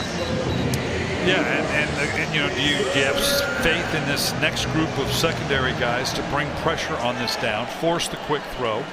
Do you get more passive, just don't give up the big play, believing that you can stop them in 29 seconds from getting in field goal position? That's some veterans back there. Chuck Clark, Maurice Kennedy, Anthony Averett. Minshew throws down the sideline. A back shoulder throw incomplete. Averett had the coverage. McBride was the target. Averett didn't realize that was back shoulder or back hip. whether it was intended or not, the receiver adjusted to it. Averett was lucky he wasn't burned because he didn't make the adjustment, and now the Jags looking at a 4th and 1. Yeah, and this is you know, it's a strong move on their part, and the fact it's 4th and 1 and the quarterback's in the gun. That's when I just scratch my head a little bit, because with the Ravens kicking game, you give them the ball inside of 20 seconds with this. They need just one play and they're in field goal position. Pass is deflected and dropped. Oh, he had it. Oh, Chuck Clark had that one in his sights. He batted it up in the air. Just couldn't wait for it. For some reason, when he wanted to catch it on the rebound, he tried to catch it with one hand instead of cradling it with two. He got the second hand to it too late. He wanted to take off with it. He was thinking house. Oh, and his teammates are going to ride him hard. Bring down the rebound. Look, he was gone. He wanted to go. Of course, that's why he's a DB. Otherwise, he'd be a receiver if he caught better. The good news is they get the ball back. The bad news is the defense didn't score the points they wanted. But now the Ravens have the ball. 20 seconds left in the half. No timeout. Check that one timeout to work with. Another learning situation. Sudden change. We're on their side of the 50. Don't need much to get in the field goal. There's the side you're looking pass for. Is completed to Boykin down to the 41-yard line. Nice mental bounce back after a couple of drops. The big receiver out of Notre Dame makes the catch, and the Ravens will stop the clock with 16 seconds to play in the first half. Ball is at the Jags 41. Brian, how hard is that for a young player to do? He's had a couple of balls he should have caught. He left them on the field. Now you're under 20 seconds. The ball comes your way. How hard is it for a young player to get his head refocused? Yeah, trust your abilities. That's an indefensible throw on a big receiver like that. That was good coverage. But that's exactly, McSorley put it right where he needed to, it high, eye level. So the only way the DB was going to get there if he pass interfered. But that's the kind of thing with a young man like this. And this is a mature young man. When he sat down with us, besides being a Lou Rawls. What a voice. Oh, my gosh. This guy has got a man's voice. Talking about Boykin. But he came out of Notre Dame. He knows what the pressure is. He's played in front of big crowds. For him to come back and make a key catch like that, that'll go a long way to getting his confidence back and having an input right here. McSorley back shoulder fade, and it's Boykin on the receiving end as he spins out of bounds at the 17-yard line. First down Ravens in the Grill Mates red zone, a 24-yard gain. I mean, this is exactly what you draw for a big man, big shoulder. This is Calvin Johnson-esque, his hero. Again, good coverage. I don't know that that Hayes could have had it the last two any better covered, and they're going right back to it. To the end zone, Boykin is there, he makes the catch. Touchdown Ravens, but a flag is down back in the line of scrimmage. It might be coming back. Holding. Offense. Number 64. 10-yard penalty. First down. I'll be honest with you. In the regular season, I'd be bummed. In the preseason, I don't care because you just saw what Boykin can do in that situation. Does not matter. This is fabulous, and I can't imagine that this isn't John Harbaugh's and Greg Roman's way, with a tough start in the first quarter, the beginning of the game for Boykin, to come back and say, you're better than that. We're going to come back to you with 3 straight throws to him. Here's the other thing about Miles Boykin. He's getting behind the corners. A big kid, a big body, a big catch radius, but he's getting behind the corners. So the Ravens will have to settle for a field goal try with 6 seconds left in the half. It's Kerry Vedvik from 45. He hit from 55. He has the distance from 45, and he splits the uprights 2 for 2. And that brings us to the end of the first half with the Ravens in front of the Jacksonville Jaguars 16-0. Kerry Vedvik is going to kick in this league. The only question left now is which team is going to shop for him. He is showing he can deliver the goods, as did Miles Boykin, as the Ravens now head to the locker room in front of the Jags. 16-0 our score on the Ravens Game Day Network.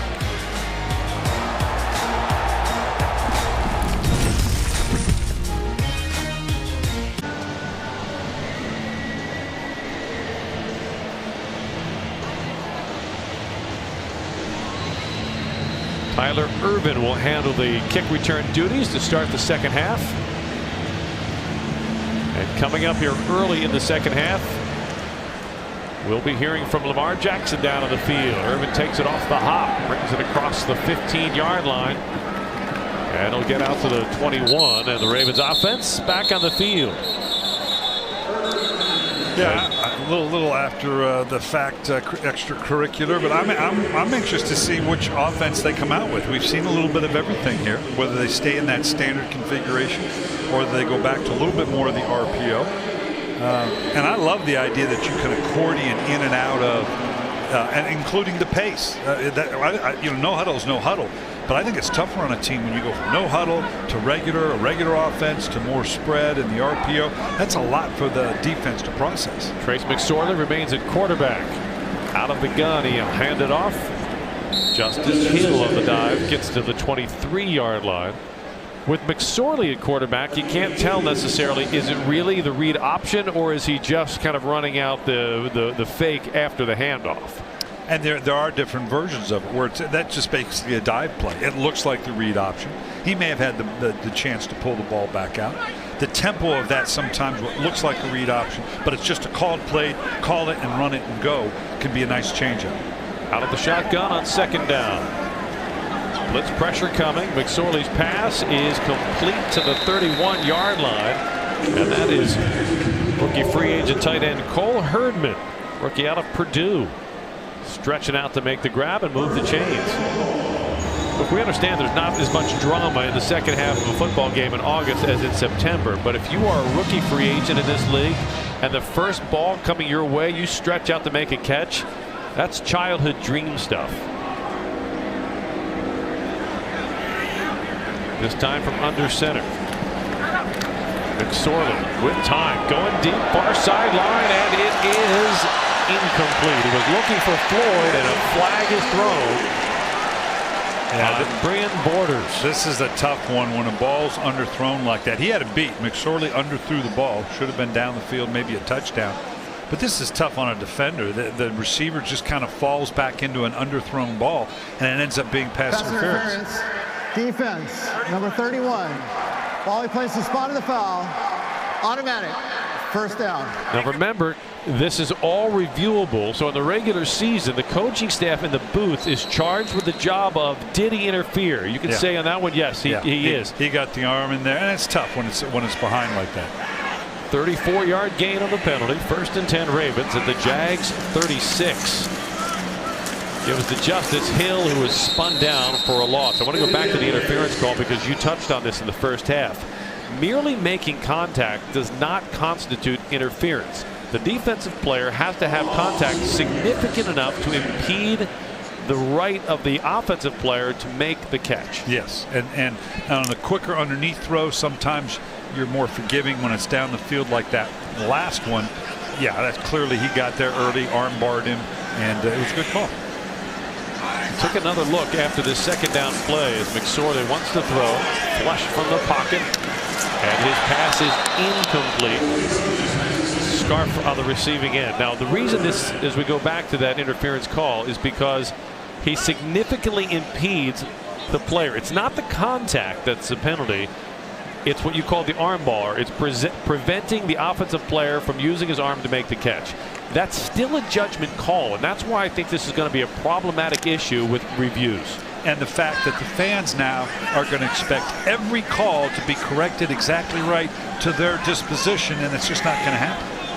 3rd down and 12 of the Jags 37. Passes complete across the middle. Sean Monster weaves his way down to the 25-yard line, and that should be enough for a first down. This is a kid who has intrigued me from the start of training camp. 5'11", 183, a free agent out of Boise State. You've seen the Wes Welkers of the world. He fits that mold. He's not a sexy pick. He's not a big name. He's not even a draft pick. But you just saw what he can do down the seam. I think he's going to create some conversation in this preseason. On first down, DeLance Turner pounds it down to the 22-yard line. Impressive opening drive to start the second half. Back to Monster. If you can get a guy who has incredible quickness and can get open with 1 or 2 steps, if he can return punts, if he can find a way to fit in special teams, that's the kind of guy that tends to crack the roster for the Ravens. And we've talked before about your receiving core. To me, a receiving core is like a good. Here they actually kept it on the outside. Nice little athleticism. Your receiving core is like a starting five in basketball. I don't want all big men. I don't want all point guards. We talked about the size with Boykin and the tight ends. Now you've got guys like obviously Snead and here Monster that, I need that big number one. I need that off forward.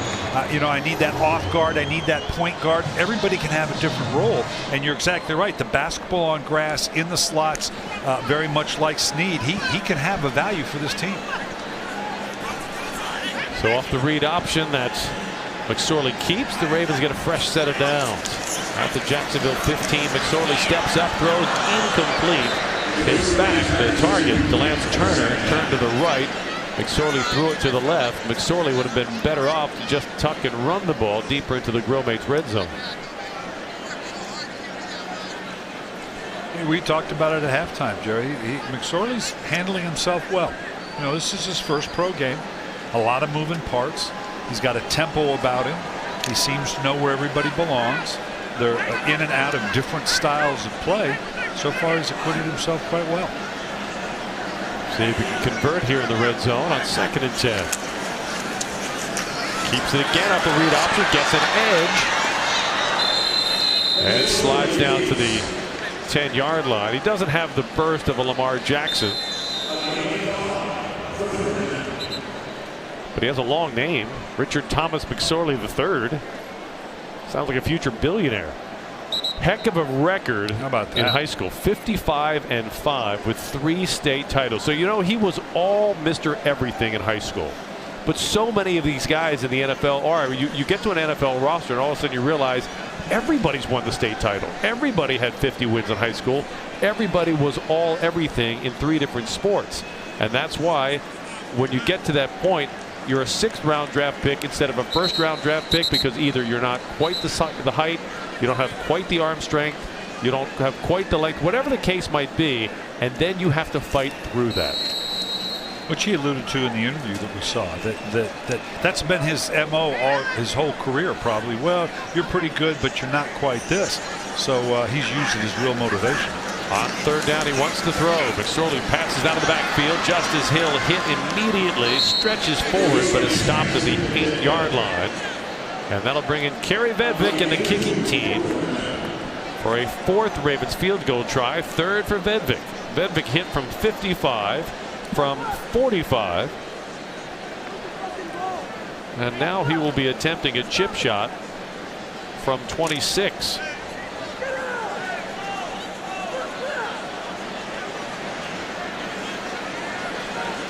Vedvik getting a lot on tape tonight in the preseason opener. As the Ravens try to close out the opening drive of the 2nd half with points from 26 yards. Kerry Vedvik's kick is good. And the Ravens extend their lead to 19-0 in front of the Jacksonville Jaguars on the Ravens Game Day Network.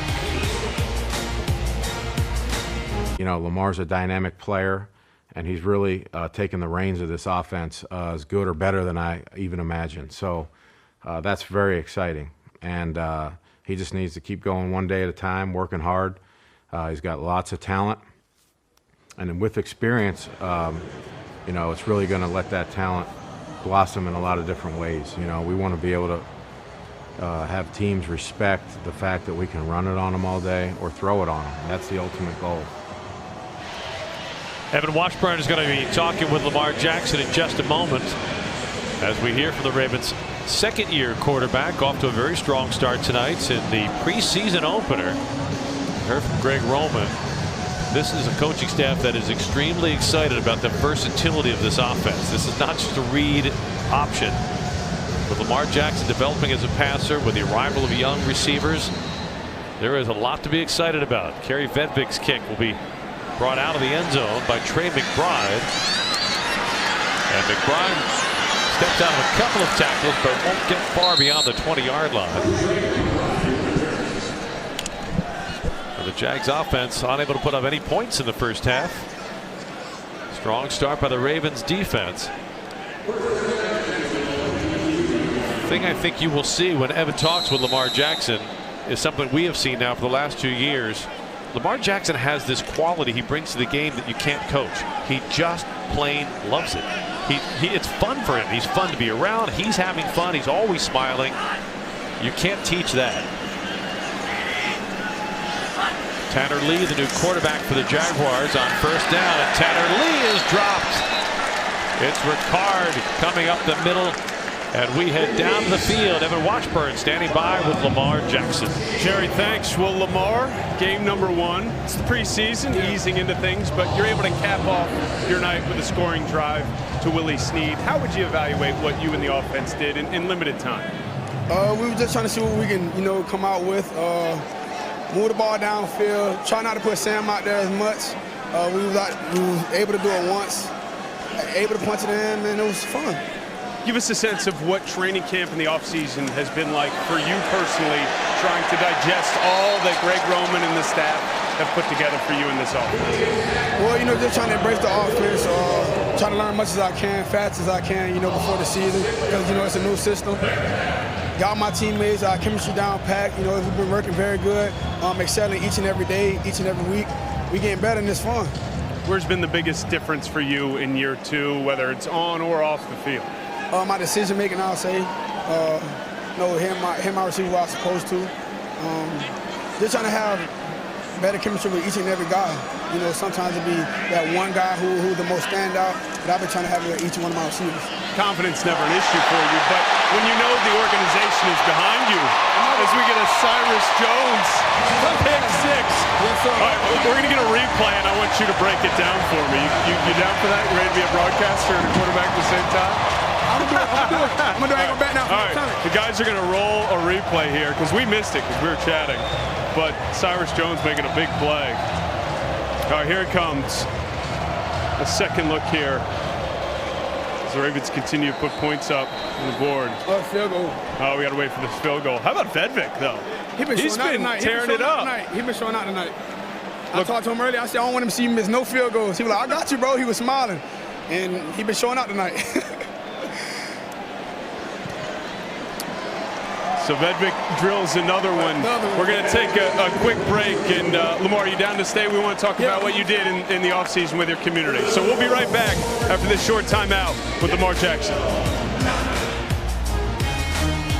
Field level, coming off a touchdown. Lamar Jackson was there for the call. Cyrus Jones with a pick 6. But it's been a fun offseason for you. You had the fun day with Lamar down in Pompano Beach. You also, I don't even know what's going on in the middle there. Let's break it down.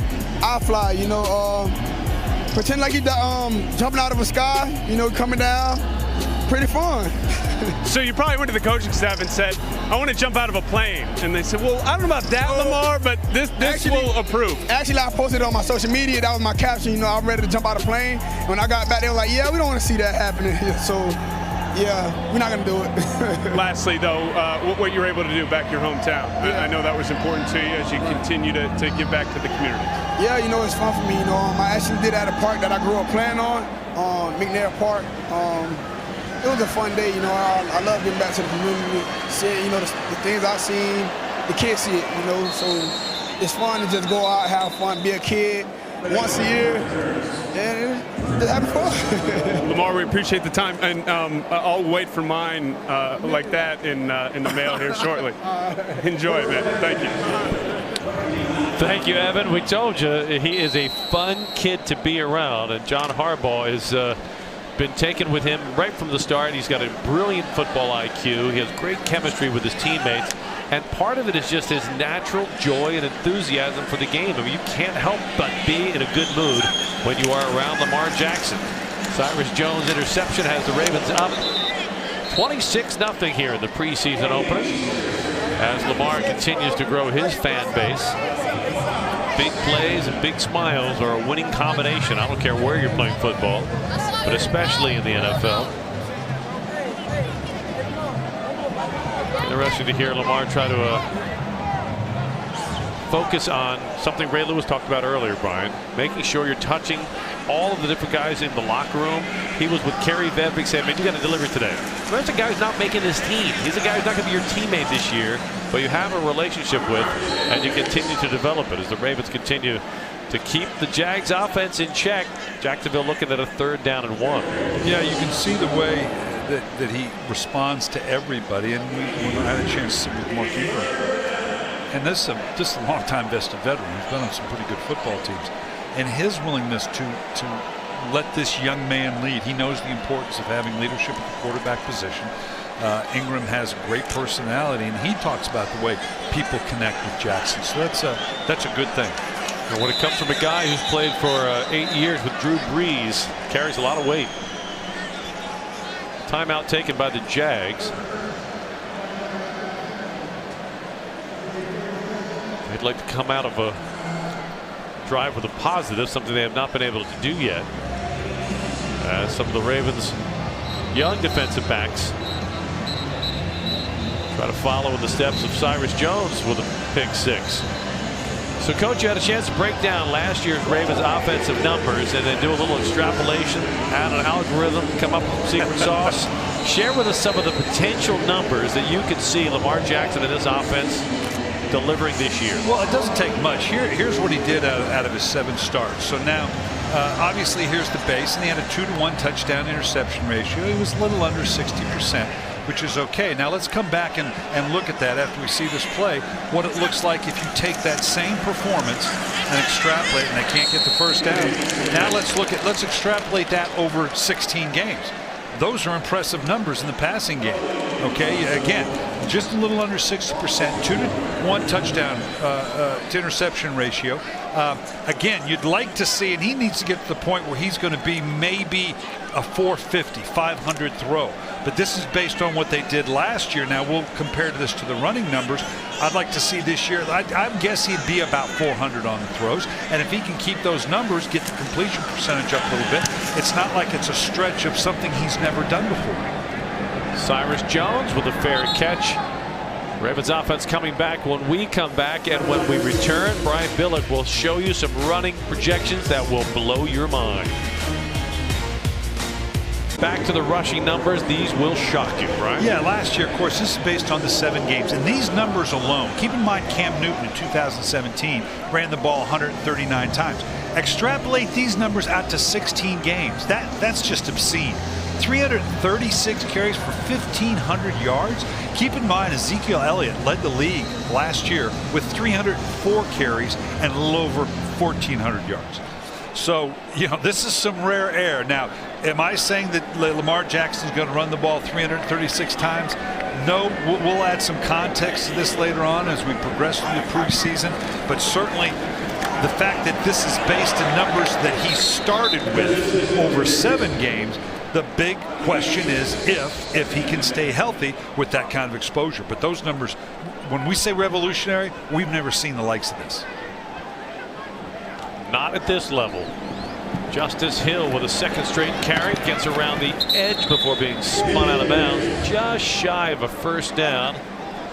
It'll set up a 3rd down and 1. Some of it will be situational, game to game. I mean, John Harbaugh has been asked the question 100 times, will you let Lamar carry the ball more than 20 times in the course of a game? And I think the answer is, if you need him, if you need to win. If we need to. If we don't, we won't. But if we need to, yeah. Lance Turner with a dive play on 3rd down. He'll get to the 26-yard line, and that's good to move the chains with 5.5 minutes left in the 3rd quarter. Jerry Sandusky, Brian Billick with you live from the Verizon broadcast booth at M&T Bank Stadium on this preseason opener. The one thing I would, and I'm not necessarily advocating this, but I would also like to see, because let's say, and not necessarily those numbers, let's say he's a 200 carry, 220 carry. Let's say he can sustain that and not get hurt. Then the next question is, okay, as good as that is, and that'll be pretty dynamic, and they're going to win a lot of football games with those numbers, is eventually he's not going to be able to do that. Right, when he's 31 years old. Correct. Right. So where does that maturation as a pocket quarterback? He has the physical. Lamar Jackson can throw. There's no question about that. Right now, I would say, and it's enough to be pretty good, he is an athlete and that can play quarterback. What you ultimately want is a quarterback that, yeah, is a pretty good athlete and can make those plays. To watch him and to see if he could develop from within the pocket, the way you see a Russell Wilson, the way you see a Pat Mahomes, those guys were put in a situation where they were going to have to mature that way. And again, Russell Wilson started out. Russell Wilson was a 400, 430, 450 throw guy. Compare that to Drew Brees, who throws it 600, 650 times every year. But there was, because they were committed to the run, they were playing good defense. So you can mature as a pocket quarterback, even with those numbers. If I had a wish for Lamar Jackson, and maybe the preseason would be able to do it, hey, you're just going to work from the pocket. That's all we're going to let you do. Just to continue to build that growth.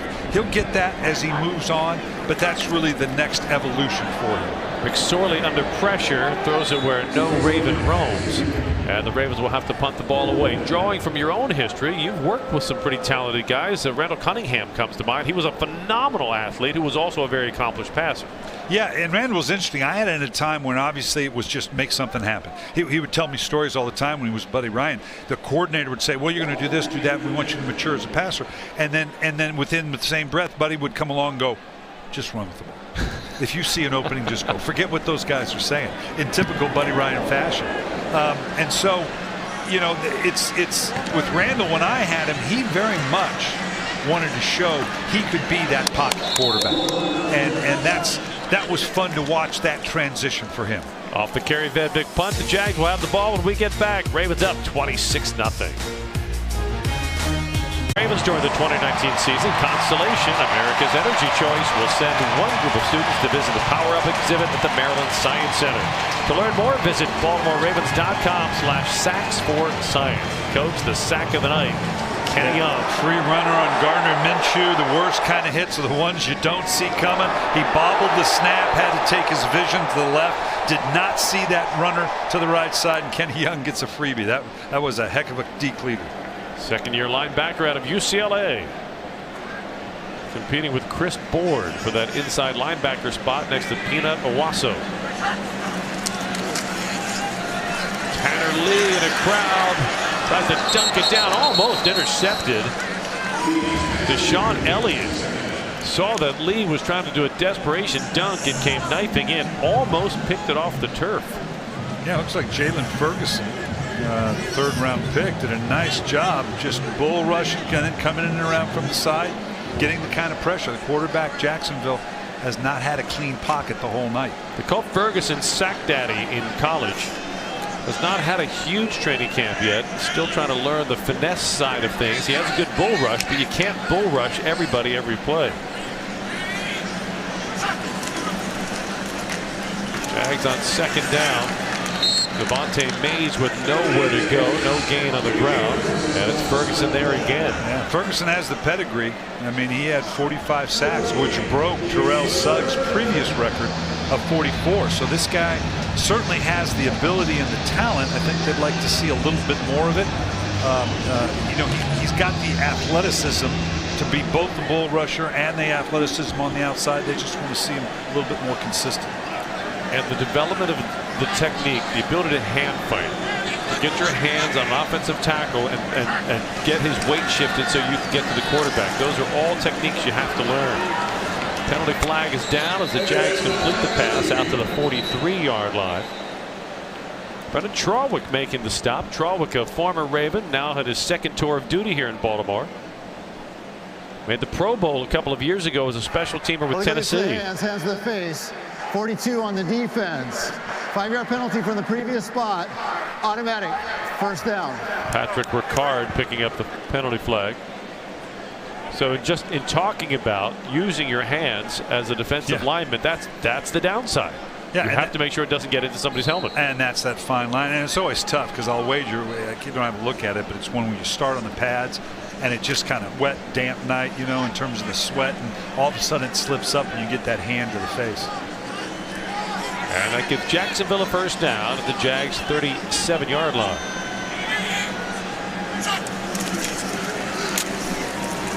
Devontae Mays on the dive play runs into Kenny Young and Deshaun Elliott. Bennett Jackson also in on the mix. Bennett Jackson is your classic not going to give up story. He was the 6th-round draft pick of the New York Giants back in 2014. He wears number 33 in the Ravens secondary. He's a safety. He's been cut 3 times. He's been on IR 3 other times.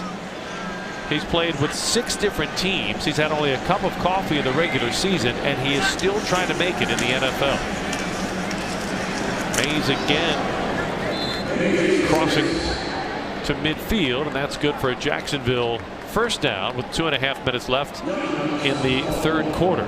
And you love to see that persistence. You know, I've always said when the toughest thing you have to do is cut a player. Because like I said, it's like the Clint Eastwood line. You know, you kill a man, you don't kill everything he's ever done, you kill everything he's going to do. And it was never, and I made it clear, it was never my place to tell you that your career is over, that you can't play. Unfortunately, it's my job to tell you it's just not going to be for the Ravens. Trying to basically say you still have your own self-determination whether you want to keep going. And the persistence of a young man like this trying to make it happen, you got to appreciate it. Nice tackle by Atero Alaka, a rookie free agent out of Texas A&M. But those are the unmeasurables. You can measure 40 time, you can measure vertical leap, you can measure wingspan. You cannot measure a man's heart. And clearly, Bennett Jackson has a heart that has been willing to carry him from 2014 as a 6th-round draft pick, still trying to get a foothold on a roster in the regular season in the NFL. It is all part of the drama that is the NFL in August, as guys have worked now for years for a shot, trying to take advantage of it. On second down from midfield, Tanner Lee in trouble. Jared Ferguson is back there, and so is Patrick Ricard with the sack. Another sack for science, powered by Constellation. Yeah, and that showed good athleticism as he made the turn. He was a little high. He had to make the turn. He's coming off on this right side over in here. And he's upfield. No, now he steps inside. But look at him turn and now not give up. Now, obviously, he pushed him into Ricard. But he made that tight turn when he came in behind it to be that factor.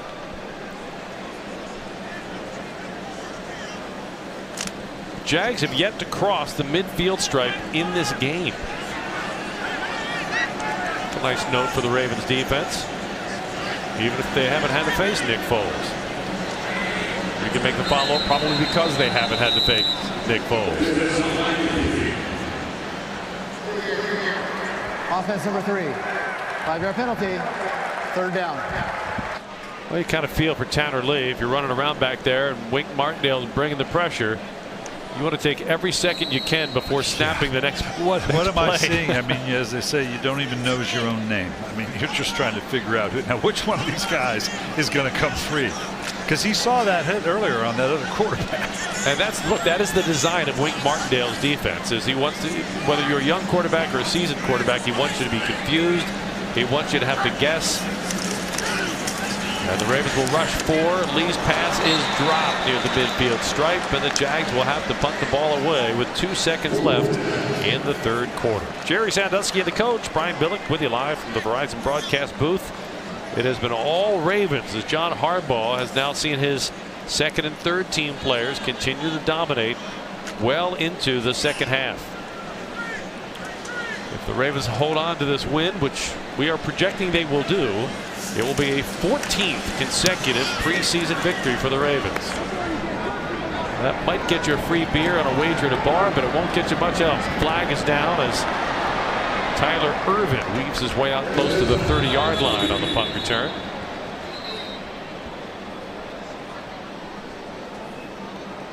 We'll wait for John Hussey to get the call from his crew.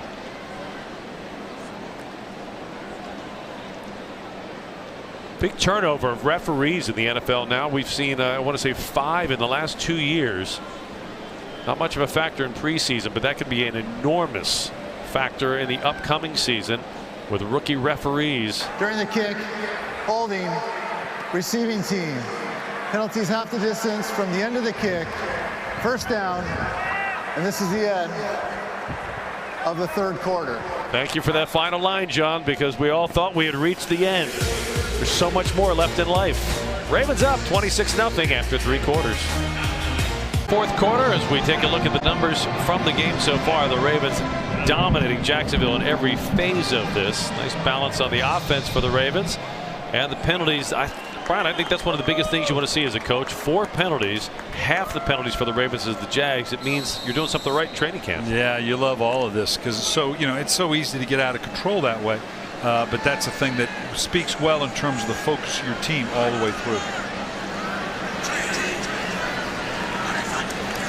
Trace McSorley remains at the helm at quarterback, throwing out of his end zone in a crowd, and it's incomplete as we head down to the field. Evan Washburn standing by with Ravens defensive lineman Brandon Williams. Jerry, thanks. Well, Brandon, the defense showed out tonight, and you got the vet night off.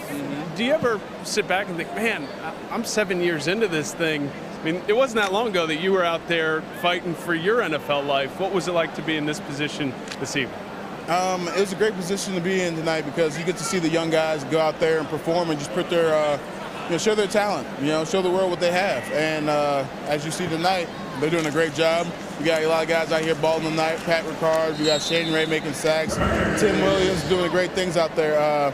Now tonight we're seeing what Mac and Gerald Willis we got. So, we're really happy sitting on the sidelines just watching the young bucks do their thing. A lot of turnover on the defensive side of the ball. It's been well documented. What have you guys done over the course of OTAs, minicamp, and obviously now training camp to build that continuity that's so critical once you hit week one? What we're doing is just pretty much just gelling together, just like hanging out and just talking to each other. Whether we're trying to be in like the cold tub, just talking, getting to know each other. That's all we're doing. Just trying to keep it real. Come out here and just have the same goal and just be one unit and just come off firing on all cylinders. Football's important, but family, really important. Busy offseason for you. We're going to take a look at some of these social pictures about what this offseason was like for you. Walk us through. Life's continuing to change for Brandon Williams. Yeah, just had my third child and baby girl, so I'm 3 and out now, so I'm done. But yeah, it's been a blessing. Loving her every day at home. As soon as I get home, I'm grabbing her, just making sure no one touches her. Real protective dad now, so I'm loving the life right now. My 2 older sons, like they're loving her. They're loving all up on and giving her kisses in the morning and stuff like that, so it's amazing. The kids are playing extra man against the parents now, so good luck with it, Brandon. We appreciate the time, and we'll see you back out on this field at some point, I'm sure. Thanks, man. Thank you, gentlemen. Jags will take the ball off the Kerry Vedvik punt. Turn to the 36-yard line after Trace McSorley, the offense, were unable to move the chains. Well, I just had one of those visions 18 years down the line. Some young man's going to come to the Brandon Williams household and ask to pick up his daughter for a date and have Brandon Williams greet him at the front door. Good luck with that, my man. Yes, sir. No, sir. Woo. What time do you want her home, sir? That is a mountain of a man, and he is in the prime of his career. Ravens looking for a huge season out of Brandon Williams. Talk about an athlete. Well, and the anchor of that all great, I said it before, great defenses are built from the inside out. And you throw Michael Pierce in there, Chris Wormley, we've seen a bunch tonight. They are stout inside, as they always are with the Ravens. Thanks to the ground game. Ground and pound for Devontae Mays. Every time they go to the ground game, he gets pounded. Alex Magoo now in at quarterback. Right out the fourth quarter for the Jags. Tonight's Ravens Game Day Network is presented by Geico. The Ravens in front 26-0. They have been dominant in every phase of this game, including special teams. Justin Tucker hit from 52. Kerry Vedvik has hit from 55, 45, and 26. If you're shopping for a kicker in the NFL, the Ravens might have your guy in Kerry Vedvik. Magoo under pressure. Pass completed for 1 yard, and Bennett Jackson makes the stop out of the secondary. Young man we've been telling you about, trying to find a roster spot in this league since 2014. He's overcome 3 knee surgeries, 3 trips to the IR. He's had touch and go landings with 6 different teams. And when you get that many shots, it means you have some ability. Yeah, no question about it. You're just waiting for that one opportunity, that one team, whether it be injury, whether it just be the circumstances that you can find. Obviously, special teams a big part of someone like that making a squad. Defense trying to force another 3 and out. Magoo with time, and his pass is incomplete. Good coverage by the Ravens. Getting over to the side, Brendan Trawick, a veteran special teamer, making the most of his reps in the secondary. Trawick was the guy who, if memory serves me, the year after the Ravens won their 2nd Super Bowl on a punt coverage, he ran into Jacoby Jones and sprained his knee and still made the team. which means he must have had some talent, because normally you'd like to cut a guy for doing something like that. Yeah, just on general principle. And a punt off the side of the foot. This one will not be returnable. Flag is down, but it does take a Jags roll inside the 20-yard line.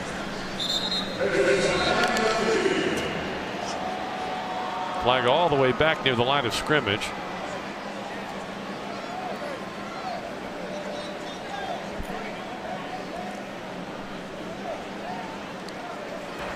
Holding, kicking team number 45. Baltimore is elected to enforce that 10-yard penalty from the succeeding spot. First down. Timeout. Ravens ball when we get back. Fourth quarter, 12-11 left to play. Ravens in charge, 26-0 on the Ravens Game Day Network. Time to look at our defensive play of the game. That one goes to Cyrus Jones. Yeah, did a nice job falling off coverage, jumped underneath that slant, took it in for the pick six, which on a night like tonight would have been all the defense needed, all the Ravens needed to get a win against Jacksonville. Played his high school ball at Gilman. My buddy Stan White, the coaching staff there, had a run with the Patriots, came back to Baltimore last year as a special teamer, and he has found his home with the Ravens. Joe Callahan, the new quarterback for the Ravens, rookie free agent of Wesley, Division III school in Delaware. Hands it off to Justice Hill, and Hill breaks it out to the 36-yard line. Nice 9-yard run. Yeah, Justice Hill was all about showing his speed in the combine, and we've seen a couple of bursts from him. Yeah, watch this explosion. Change of direction, and boom, he's that linebacker didn't know he could get on him that quickly.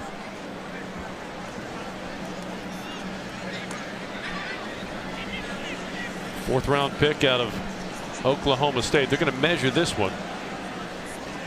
Joe Callahan got the call from the Ravens after RG3 injured his hand at the stadium practice. First week of training camp. Come up shy by about a half a yard on the measurement.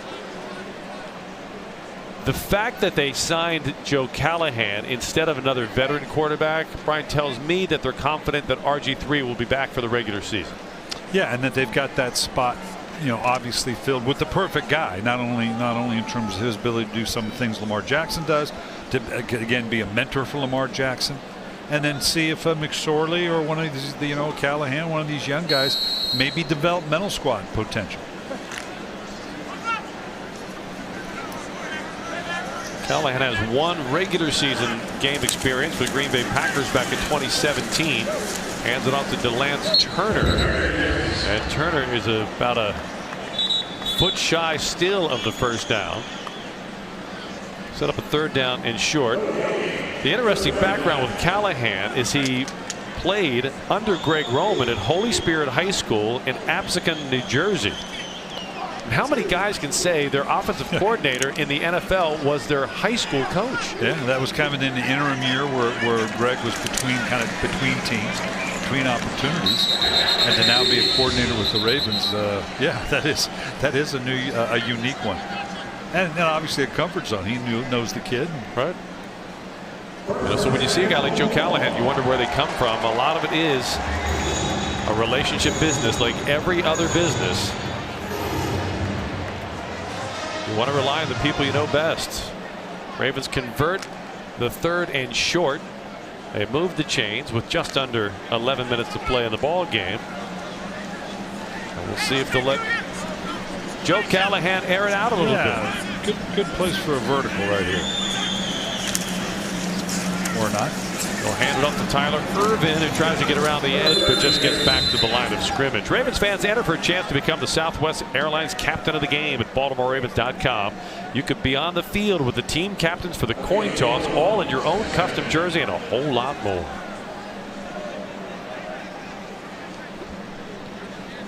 Certainly a beautiful night here in Baltimore. It's been a hot week at practice. Ravens and Jags players with joint practices out at Owings Mills. John Harbaugh very pleased with the work that he got out of it. So too for Doug Marrone. That's where the regulars, the first team players, got most of their work this week. Tyler Irvin straight ahead between the hash marks for a couple of yards.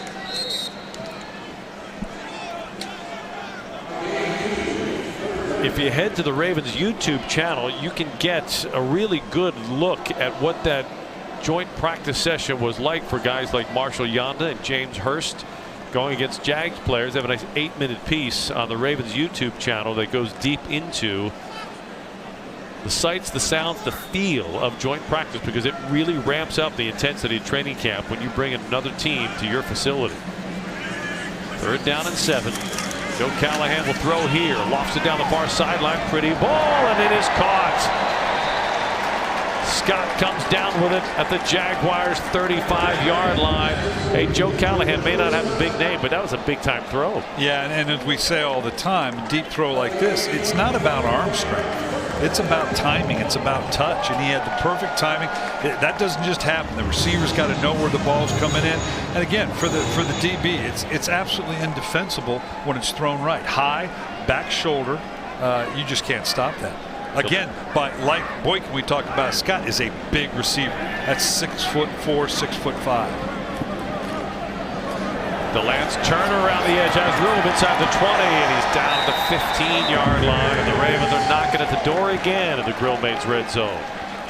The beauty of this drive, the clock continues to wind. 8.5 left to play. The Ravens up 26-0. And now it's about reps and reward. Reps so that you see what happens in practice translates into the game, and reward players who've been working in training camp to get a little bit of time under the lights. Turner bounces off of one tackler. Will pick up a couple of yards. And not a lot of trickeration here, because you don't want that. Even if you could come up with that magic play where you get that wide open receiver, or you can run some kind of, what do you learn from that? We're just going to go downhill. We're going to do basic things. I want to see you one-on-one. Greg Roman obviously wants to get a sense of what he has in this next level. I'm just going to let you go one-on-one and see how you can perform. On 2nd and 9, power formation, the power eye. Tyler Ervin, the deep back. Will run it right behind his fullback. That set up a 3rd down at about 7.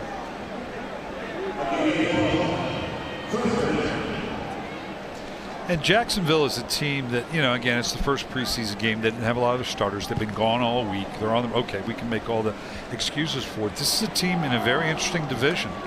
Now and you made the comment, obviously, that they look very good on defense.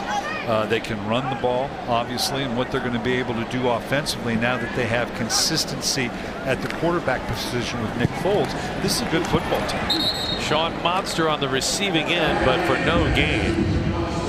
And that will set up a 4th down, and another call to the sideline for Kerry Vedvik, who is 3 for 3. The fact that this guy is obviously proving that he's a consistent field goal kicker. He's got a great leg for kickoffs, which is obviously more and more premium in this league. And that he can also punt. It's inconceivable that this guy's not on a roster come this fall. Because he could save you a roster spot. Absolutely. You have one guy handling all of your kicking duties. Vedvik from 29, and he is 4 for 4. And the Ravens score continues to roll, 29-0 in the 4th quarter. 1.5 left to play. The Maryland Lottery offensive play of the game, Willie Snead on the touchdown reception. And that takes us to a chance to look forward to the regular season. Now just 3 games ahead of this first preseason game. Week 1 on the road in Miami. Brian Flores, first game as a head coach, the former Patriots defensive coordinator. Who do you think, Coach? Rosen or Fitzpatrick at quarterback for the Dolphins? I'll go Fitz. Yeah, and why? You know, we've seen this movie. He's a placeholder. Although when you look at their schedule, I don't know what they did in Miami to tick off the schedule makers. It's tough. I could see them starting Fitzpatrick because they're 0, you know, they could easily be 0-4, have the bye, and now insert Rosen. Even though if they think Rosen is the guy, I can see them doing that. Week 2 home opener. It's Terrell Suggs coming back to Baltimore. And then it's week 3 on the road at Kansas City. We saw the Chiefs a year ago, one of the best games of the year. We expect a repeat. And then the Ravens, of course, we'll see the Browns and OBJ. It is a tough month of September. On the kick return, the Jags unable to get the ball out to the 20-yard line. They'll start this drive at the 16. Good coverage. So, Brian, as a head coach, 6:14 left to play. You're up 29-0. Other than getting your guys out of the game injury-free, what are you trying to accomplish in this last window of opportunity? I'm looking for a handful of guys. You know, John and Eric could probably put their roster together right now, and they'll be 90% there. You could isolate the 60 of the 53 anyway. But there's a couple guys that intrigue me, okay? So I want to make sure that they're put in a position where I can see what they're going to do, whether it's a special teams, on offense or defense. So those young guys trying to show a little something here to the coach. Jags come up with a completion by Magoo. Trey McBride on the receiving end. So when you see those guys who intrigue you, I mean, this is the first time fans have had a chance to really look at this 2019 Ravens team, but the coaches have had them in the OTAs, they've had them in the offseason conditioning, they've had them in training camp. You've got a pretty good feel for what these guys can do, right? You do, but we heard Eric DeCosta earlier in the interview say, okay, but what happens when the lights are on? There's the one thing you don't want to do is let a good football player walk out the door, because for the first month or so or the first 3 weeks, he's confused. It's a little big for him. But he's got the athleticism, he's got the ability to play. Can we put him in a position to see that little bit of spark, give him a little confidence? We saw it with Boykin. You know, those first 3 catches, you could easily come away and say, okay, oh boy, maybe the kid doesn't have it. And he'd question himself. But I can just hear John Harbaugh and Greg Roman going, okay, he's getting the ball. He's either going to fight his way out of this or he's going to dig a deeper hole. And they came back to him with 3 straight hits. The touchdown that got called back doesn't matter. He stepped up and responded to that challenge. Do you have that one player or 2 players in your career where you look back on and think, if only we would have had the roster spot and we didn't let him go? Yeah, I mean, there's any number of players. Who's the guy that I'm trying to blank that went to Pittsburgh? James Harrison came to mind for me. And in fairness, they cut him too. Right. You know, but we were so deep, we were so veteran. We just did. He was still maturing and developing as a player. He was kind of a one-dimensional player at that point. But you saw he had, you know, we were thinking we could get maybe developmental squad with him. And so, yeah, you look back in that and you think, God, how dumb are we that we let this guy walk out the door? But you know that's going to happen. You can't keep them all. Right, and you can't always project exactly who's going to be.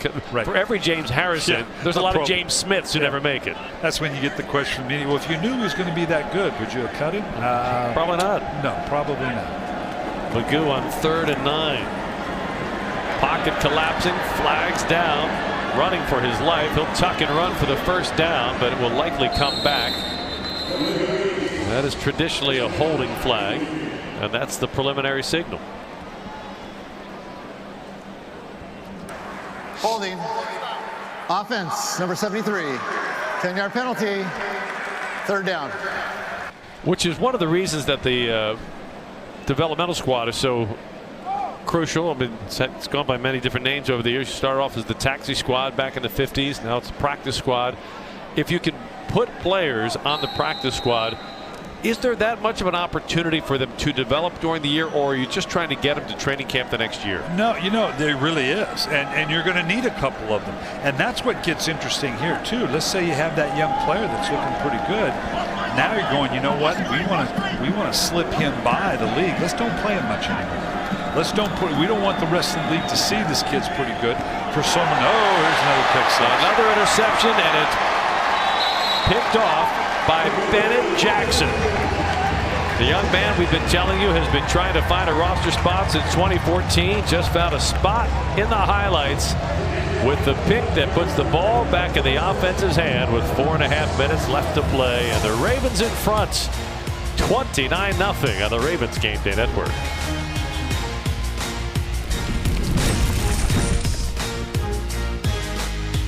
Quincy Carter pitch out. Lamont Jordan looking to throw. No, Ed Reed, don't throw it, Lamont, don't throw it. Throws it downfield, and Ed Reed picks it off in the end zone. Get down. Now he's bringing it out. Here he comes. Go, Ed. Go, He's Ed. at the 10. Go, Look out. He's at the 20. Ed Reed at the 30. He's going to go. Go, He's got one jet to beat. Turn around, Will Dempps throws a block. Penalty marker down. Oh, no! No! Oh, no, Ed Reed is in for the touchdown. Another 100+, but we've got a block. An illegal block in the back, I think, Tom. What'd he do, Laird? Vinovich called it. I just asked. He reached out and pulled the guy down. On a play like that, how do you have time to hold? The question of the year. Ed Reed, 10 years as a Raven and now a football immortal in Canton with the gold jacket in the Hall of Fame. Boy, he made football fun, didn't he? Tyler Irvin will get the carry on first down. Now the Ravens trying to run the clock out here. That was Ed Reed, wasn't it? And you heard me in there going, "No, get down, get down." Oh, yeah. But Ed, I talked about his intelligence and the way to size things up. Had he not done that, I don't think we'd have won that game because we weren't doing much offensively.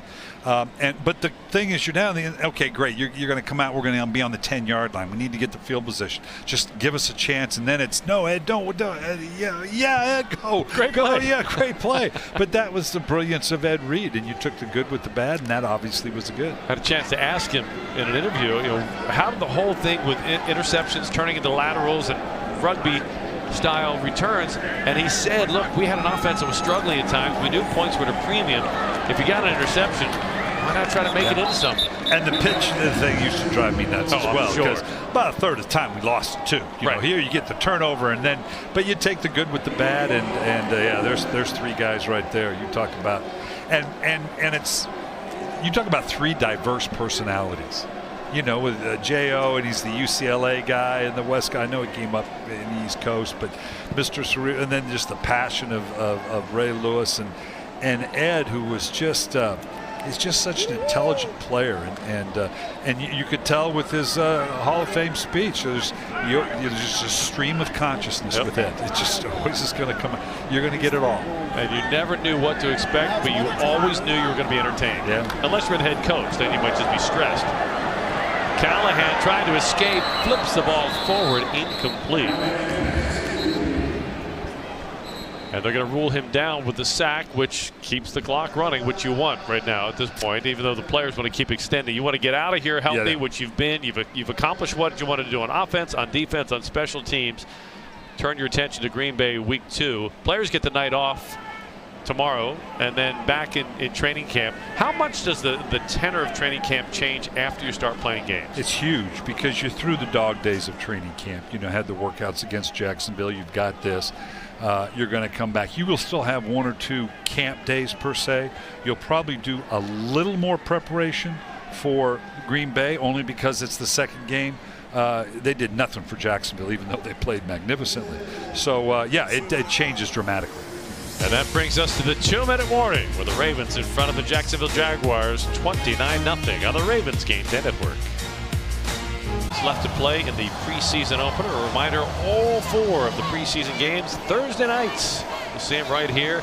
Next week, Green Bay Packers come to Baltimore, and then week 3, the short road trip up I-95, an hour and a half away to Philadelphia before wrapping up the preseason inside the D.C. Beltway against the Redskins on August 29th. Jerry Sandusky, the coach, Brian Billick, live from the Verizon broadcast booth. Ravens looking at a 4th and 16. And Joe Callahan going deep to the end zone, and it will be incomplete. They had Jalen Smith in the vicinity, but not close enough to make a play, so the defense will have to come back for at least one more try. Tonight's Ravens Game Day Network presented by Geico. Jalen Smith is a guy who had a great deal of success at Louisville with Lamar Jackson as his quarterback. The problem for him in Baltimore is Jackson runs with the ones now, and he hasn't had that many reps with his old college quarterback. Yeah, he mentioned that, and obviously has a lot of faith in him. Glad to have him here, but the numbers at receiver are going to be a little tougher. You've already mentioned a couple guys that, not the least, is Modster. I know a guy down the roster numbers that may have an opportunity to do some things as well. Magoo's pass is batted down at the line of scrimmage and getting vertical. Aaron Adeoye, rookie out of Southeast Missouri State. Climbing the ladder here, Brian. Sure, just again, no, I wasn't going to get there. I've been stoned. He's coming to this size, sizes it up, And that's coached. Last year, remember, we talked so much about how many knockdown passes by the defensive line we saw last year. And the Ravens are very good at it. That's coached up into it, and it's a part of it. Stops the clock with 1:50 left to play. Magoo under pressure. Had a short completion out to the 34 to Devontae Mays. It was wrapped up by Alvin Jones. Spent time on the Ravens practice squad last year. We're talking about practice squad players. Now getting some game time action here. The 1.5 minutes left. The preseason opener. Magoo on the run. Tracked down from behind, and Bennett Jackson pulls him down. So Bennett Jackson having himself a night here in the second half. Started as a 6th-round draft pick with the New York Giants in 2014 and has been trying to find a roster spot ever since. Well, he's certainly shown it on the defensive side. I haven't been able to see what he's done on special teams. That's certainly a big part of it. And particularly in today's NFL, where your defensive backfield's got to be larger and larger, given the nature of plays. You're in more and more nickel. You can't have enough depth in the secondary. When you look at any roster now, it is always secondary heavy. Magoo's pass incomplete at midfield. Stanley Jean-Baptiste had the coverage. Former 2nd-round draft pick with the New Orleans Saints. You can't say it enough that making it in the NFL is one of the hardest things to do in all of sports. Here's a former 2nd-round draft pick, and he's playing in the final minute of the 4th quarter of the first preseason game because he's looking for a roster spot. Yeah, and it comes from all sources. You've got your top-end draft picks, the first 2 days, and those guys have definitely made the team. Everybody's trying to find that gem in the 3rd day of the draft, that 4 through 7. Then it really gets interesting with the free agent signings, the extension of your developmental squad in terms you've got some guys that are hanging around not a lot of people are aware of. They're going to be on your roster during training camp as well.